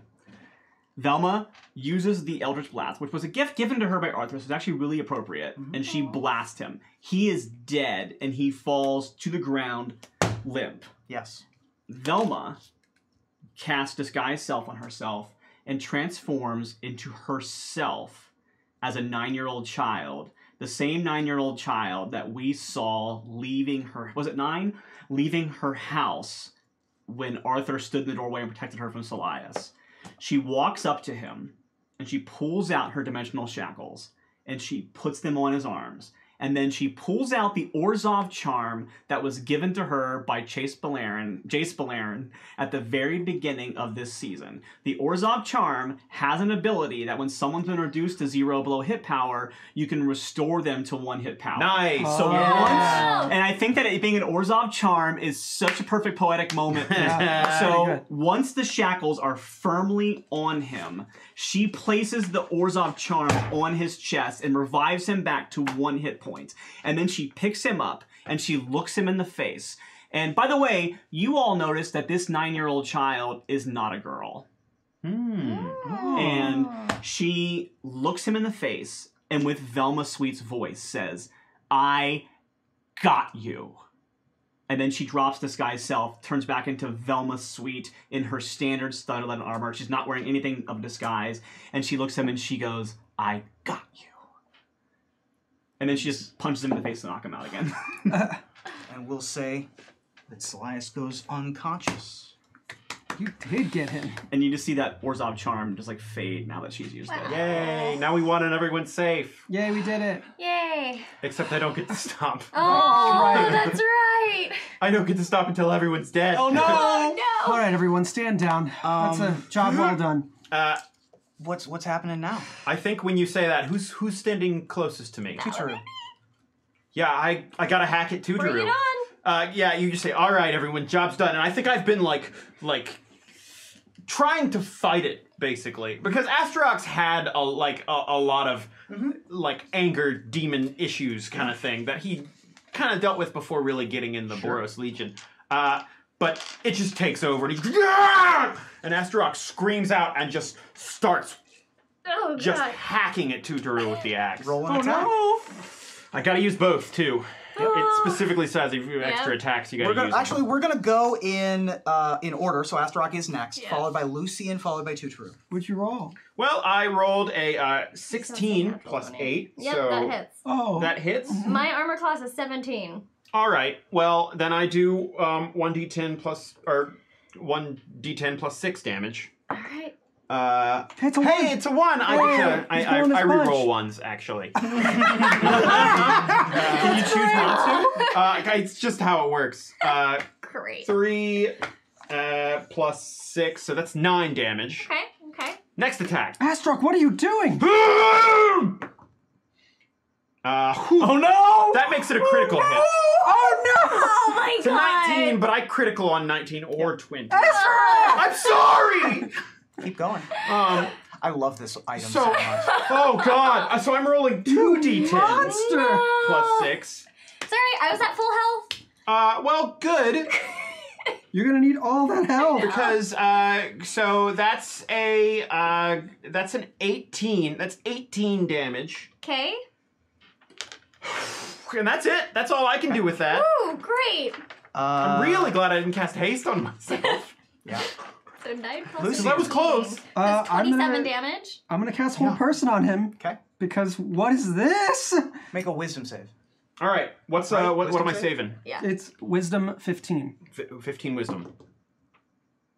Yes, 2. Stop! And you are. What is happening here? I'll kill you! I'll kill all of you! And as the effect of the axe relaxes after a full minute, and the hold person lasts for a minute, Yeah, it does. a full 45 seconds of angry, panting, raging We're just gonna sit here avatar. and talk. What are you doing?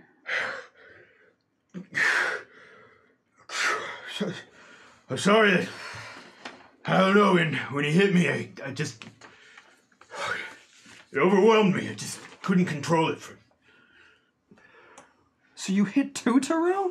I don't know. I was seeing red. I had to hit something. Yeah, it must have been part of his vampire tricks. Is there something that's causing you to... Is my detect magic is still going? Correct. So would it show me anything? Sure would. You detect a lot of magic in this area. All of the items that y'all are wearing, Right. a number of items that Silius is wearing, Right. and of course the axe. The axe has a different sort of aura about it. It does appear to be cursed. Would you also notice a new magic aura to Velma? You would notice a slight different magic aura to Velma, one that is one in the same with Artie the cat. Okay. Which has Well, no damage. I'll deal with that later. Right now, what? Let me see your axe. No, it's mine. What? I'm not... Look, you get your cool stuff and I get my cool stuff, all right? What cool stuff? You just... It's my axe. It's my... No, I'm sorry that I didn't mean to do that. You're still held. I know, but I'm still holding on to the axe. Yeah. Like, I didn't mean to do that, but you can't take my axe. Something's off about it. Just let me see it. The axe is fine. I made the mistake. I don't say anything, and I just stare at him. And I walk up, And I grab the axe and I pull it out of your hand. Make an opposed. You're gonna have to oppose strength check. Opposed strength check. Astaroth I at got my disadvantage. All right. You are All held. right. But I'm not letting go. Correct. So disadvantage. Right. But go ahead and roll. It's a natural 20. Oh! Badoosh! Give it back! Wait, I don't know if it keeps on me. Like, after... Wait, am I gonna be There's probably like some sort of after You have to be effect, but attuned like to it. cool? it probably Yeah. takes a second for like it to rub off or something. Yeah. know? I got to imagine I still feel connected to the axe until I'm either, yeah. moved far enough away from Like it you for can't a see while, or I, can't see it, or it's decursed for a little while. I cast Charm Person on Astaroth. Okay. Give me the axe back! Make So a. you need to make a saving throw. You need to make a Wisdom saving throw to beat 15. Not great. But also kind of great. What'd you roll? are I got a 2. So that's And I just go. I kind of like wave my thing at you, and I just go, calm down. Okay. I'm calm. Sorry, I don't know what came over me. So you receive Salias, the vampire. I have a question. Yes. Vampires are not breathing creatures, are they? No. I stuffed Salias in the bag of holding. Wait, oh gosh. Okay. Oh gosh. Should we not do that? In can character, stop her. it seems like a great idea. Yeah, I would probably stop you Okay. because that's like Okay. I don't know where that do goes. I That's started another to do that. dimension. Okay. If you stop me, I won't do The People that. would Demir escape that charm way. got used. Yeah. So we're going to put that one back in the box. You do get a number of other items. Yeah. What do we get from Salias? You have besides the Salias's satisfaction of rapier. destroying him? Okay. Salias's rapier is two things. It is a moon-touched sword, which means that it sheds moonlight for 15 feet and dim light for an additional 15 feet. Mm-hmm. It can also be used as a spellcasting focus because it has a Ruby of the War Mage in it. Oh, she definitely takes that. Neat. That's the weapon of her enemy. She takes it. Correct. And also, she uses rapiers anyway. Right. He wears a clockwork amulet. Only if you want to use it as a spellcasting focus. If you want to just use it as a rapier, then it doesn't have any of the magical effects. Does it still shine? It'll still shine. Okay. Yes. Is it shiny? As long as Yes. it's It'll still be moon touched. Okay. It just won't be a spellcasting focus if Okay. you don't Well, attune she to uses magic anyway. Right. She uses music for. You also have a clockwork amulet. This is a common item. When you make an attack roll while wearing this amulet, you can forego to rolling the d20 to instead just get a 10 on the die. Once per day. Once per day. And it resets every day at dawn. I'm gonna grab that and throw it to. I think about throwing it to Astaroth, and I'm like, no, I don't know what's going on with you. The last item. And I'm gonna throw it to you. Oh, cool. The last item is a cloak of elven kind. Neat. Those are useful. When you wear this cloak with its hood up, perception checks made to see you have disadvantage, and you have advantage on dexterity stealth checks to hide, and the cloak's color shifts to camouflage behind you. I mean, So if you already have a cloak, then you can't wear it. Yeah. If you have a magic cloak already, do you have a can't magic- have What I two have cloaks. is more beneficial to me than that is. I bought this instead of one of those in the store. all right, magic cloak me then, I guess. Yeah. Yeah. Magic And I cloak. think it'll be good to have Yeah. Oh, cool. somebody else be stealthy in this Yeah. group. So It's like we forget that besides using magic items to increase what you're already good at, you can also use them to shore up things you're not particularly Right. good at. and Arthur climbs back up onto my shoulder and All touches right. and I pet. Look, everybody, I'm really sorry. Tutoru, I don't know what came over me. Just give me my axe back, and we can go report this back to the Guildpact. You'll get your axe Just back. keep him on your charm for an hour. Yeah, but Okay. Charmed by I just you. want my Yeah. axe back. Yeah. You'll get your axe back once we've done an inspection, because there's And I'll something. say that. You get it back when you learn to play nice. I'm nice. Come on, you all know me. Is Salias conscious? He has no. I knocked him out. I'm right home. Kapow. And I kind of get him up, and we Okay. we have to carry him out now.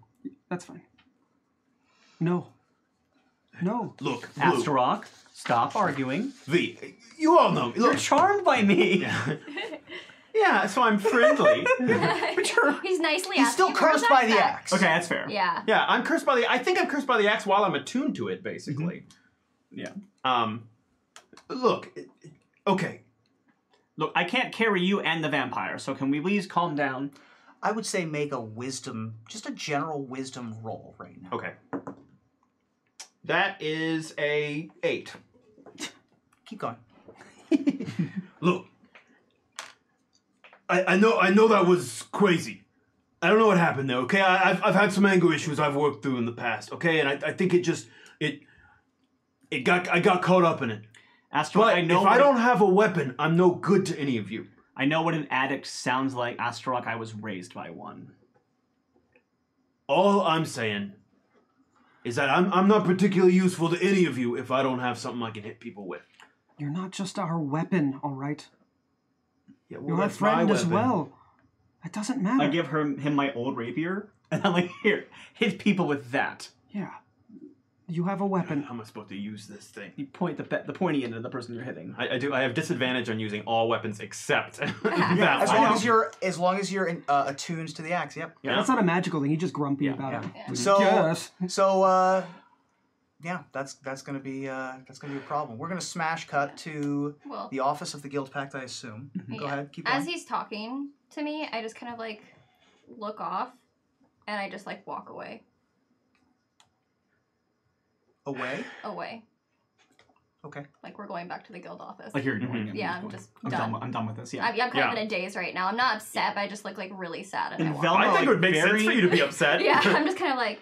Velma very satisfactorily drags Celias out of the basilica until she meets up with the other people from the gang. And as the you gang, walk out of the office, guardians. you are picked up in an armored transport by Zalin and Savar and Gulistan. And there is a holding cell in the back of this particular paddy wagon. You return to the office of the Guildpact. You cut to a holding detention center. Celias is unconscious in the dimensional shackles in a room. A empty 3 walls. Well, the ceiling and the floor are stone. 3 of the walls are stone. Only one of those walls has a door of any kind. The last wall is mirror sheen glass. One-way mirror sheen glass. And you all are on the other side. In the room is Jace. In the room with Celias. In the room with Celias is Jace. Okay. He couldn't leave. So he's still here. And Celias is in the chair. And after some amount of questioning, he is prepared to give up all of the information that he has as long as the Guildpact frees him.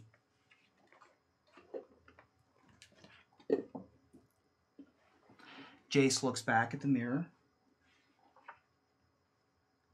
Give me just a second. Walks into your room. This is a bigger fish that we need to fry here, but I'll leave it up to you.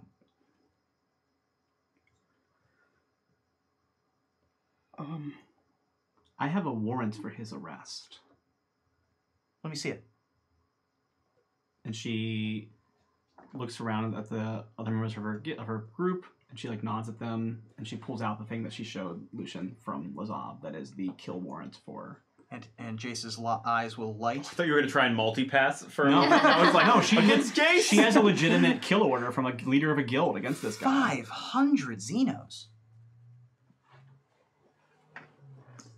Although that was the ad from the Dead Reveler. This is the original kill order that must. Yeah. Right. She gives him that too. She gives him both those things. Yeah. What?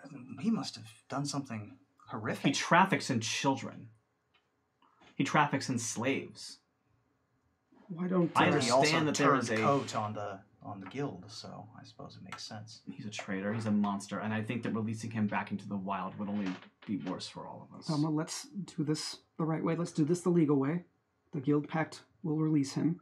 Well, into the authority of the Azorius, who will extradite him to the Dimir. Is that amicable? If he ends up on the streets, where's the woman that identified herself as the Dimir earlier? She's leaning against the wall in the back. I look at her. You outrank me. It's your call. Well, you don't know I outrank you, but I do. That's how I know you outrank me. If I knew your rank, I would outrank you. Of course, he could just rot in an Azorius prison for the rest of eternity. This person should rot in the prison for the rest of eternity. I agree with that. However, in this particular case, the paperwork is in order. I believe that there is probably a cell suitable for this person in Azorius prison. However, if this person goes to Azorius prison, they're not leaving Azorius prison. Release them directly to the Demir is an option. It's our guild that has the order. But he did use our own charms against us. That's going to be something that's going to be questionable. I understand that. I would be able to deliver him myself. Velma, I pulled Velma aside for a second. Listen to me. What you have is a kill order from Lazav. Is that correct? It's true. If he dies, he's gone. But if he suffers forever in Azorius prison, I think that's greater. But this is your call. Meanwhile, Jace walks back into the interrogation room and says, "The Guildpact will agree to release you. Tell me what you know." I know where she's heading. The one that's taking over. This is Celias talking. Yeah. I know where she's heading. I know what she wants. She would come into my establishment. She would talk. I know what she's doing. She was searching for beings. She was searching for power to take over the guildless. She found one, but she wasn't able to pull any power. She didn't have the time to gather what she needed. Guards came, whatever. Too many guards, too many eyes. So she left. She waited for a better opportunity. Then her play caught the attention of a copycat. She couldn't afford to have him get out. That got handled. He was dealt with. So now she can return to where the power theoretically is. Where the body is buried. With the Dryad underneath the Vernati tree.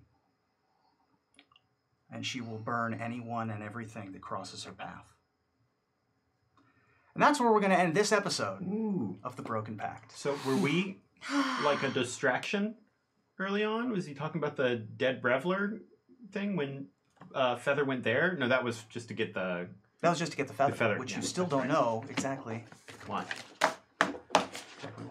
Ooh. All right. Wow. Checkpoint reached, though. Yeah. Got Celias. Yeah, I had one more move up my sleeve if we hadn't ended it there, but I'm glad. Yeah. Do you want to tell me or? I also had moves up my sleeve. Yeah. Man, that protection from good and evil spell, boy howdy! I'll tell you what. Yeah. Yeah. When I was looking at my leveling up and I saw that spell, I'm like, I wonder who that would be useful against. I'm gonna take off these horns because. Well, thank you so much for joining us, everybody. What an episode. Thank you for what an episode. Good fight. Good fight. Got a lot of good intel, I hope, from Jace and the rest of the crew there. Got a couple good hits in on Celias. Got some good hits in. And then lots of good hits in on Tutru. That's right. I'm so sorry. Thank you so much for joining us, everybody. Why don't you all tell the folks at home where they can find you? Hi, everybody. My name is Jordan Pridgeon. You can follow me on Twitter at Jordan Pigeon. You can also find me on Friday nights on Saving Throw Show. That's twitch.tv/Saving Throw Show at 8 p.m. Pacific time for Wildcards, our Savage Worlds, currently East Texas University show. I said the thing I was going to say. I know. I always say it. You probably say it. You're the Sam DeLev to his Gina DeVivo. Just like everything Jordan said, but it was perfect. All right. Great. My name is Riley Silverman. You can find me on Twitter at Riley J. Silverman. You can also find me on Instagram at Riley Silverman. And you can find me on Wednesday nights on Hyper RPG's Twitch channel playing at 7 p.m. Pacific time in the Rat Queens RPG, where I play Braga, who does a lot more hitting and a lot less spellcasting. You did a lot of hitting this episode. I did do a lot This of was hitting. a really satisfying episode for Velma. Yeah, it was. So. Well, until the end. Till the end. Yeah. Right. It was very unsatisfying. Right. My name's Grav Goliath. You can find me on all the socials at DoubleGXG. It's the word double, then GXG. And then also just remember what Jordan said, because I'm on that show too. Friday nights, 8 p.m. Saving Throw Show. Catch you there. Bye. I'm Ashlyn Rose, and you can find me on Twitter at Ashlyn Rose, on Instagram at rawr, it's Ashlyn, and on Twitch at twitch.tv/Ashlyn_Rose, and this Friday on On Dragon Talk, that's right. This afternoon, Jordan, Ashlyn, and I will be on Dragon Talk with Greg Tito and Shelly Mazanoble. That's going to be noon to 1 p.m. to 2 p.m. Pacific time. Probably around 1 p.m. Pacific time is when those typically kick off. The interview portions, at least, where we will be talking about the finale, which is coming next week. The ultimate episode after tonight's penultimate episode of Ravnica the Broken Pact. Thank you all so much for joining us. We are proud and privileged to be the first and arguably one of the best Guildmaster's Guide to Ravnica shows here on twitch.tv/D&D. You can get a copy of this book at your friendly local game store. It is a Game Informer Best Role-Playing Game release of 2018, according to Google Books, and we love it so much. It is a fabulous setting. Ravnica the Broken Pact is a production of Wizards of the Coast, Dungeons & Dragons, Magic the Gathering, and filmed in front of a live Dom Zook, Benevolent Overlord. Woo! Here at Saving Throw Show Studios, please do support all the things that you see here. The crowd goes wild. At Saving Throw Show, including a unlock from yesterday's Lasers and Sams and Feelings, which means that next Tempting Fate is a She-Ra game. Ooh. Because that went around as an April Fool's joke and then became an unlock, which I thought was delightful. In addition to this fabulous cast, Phil DeLuca, John Wells, and Emmett Fury helped me create this adventure. The terrain comes from Noxweiler Burf at Scabby Rooster. My spell and monster cards come from the Deck of Many. And, of course, the minis are provided by Ultra Pro. Thank you all so much for joining us here. Please follow us on iTunes and join us on our Discord and use the hashtag TheBrokenPactRPG when talking about us on social media. And before we go, make sure to let us know with hashtag D&D Selfie and hashtag The Broken Pact RPG what your D&D experience is. So go ahead and use... In case you didn't see it today, the hashtag D&D Selfie has been a big thing because we're showing that D&D players look like normal people. Us. Normal people. And you. And everyone. Like normal people, not like weirdos. So here's the hashtag. D, the letter N. That we're all wearing costumes. D, the letter N. D, selfie. SELFIE. This one's mine. Hi, I'm Ruben. Storytelling is central to my very being as a writer, performer, VO, and tabletop RPGer. My parents played D&D together before they started dating. Today, I'm lucky enough to do that on stream as DM for the Broken Pact on the Wizards D&D channel, and I feel very strongly about all of that. And if you don't want to write a whole bunch, you don't have to. Just take a picture of yourself and take a picture of some of your gaming gear, like your dice or your minis or anything like that, and just post it with the D&D selfie and then tag Saving Throw Show if we want to see it. We want to know your stories. Like you. Absolutely. I'm also very proud of mine. It's a joke. Go look it up. Jordan's is great. Jordan's is really good. We will see you April 12th for Dragon Talk. I will see you all on April 17th for our preview card for War of the Spark for Magic Mike's, which is my Magic the Gathering show that I do with Evan Irwin and Aaron Campbell. We will also catch you at The Descent, the D&D Live 2019, May 17th to 19th. Please tell everybody that you would like a third season of this show as well. Yeah. Thank you all so much. Thank you all for playing with me. I have such a good time every single time, and it's really a joy to be able to bring the story every week and play with my friends. So until next week, everyone, we'll see you on Ravnica, the Broken Pact.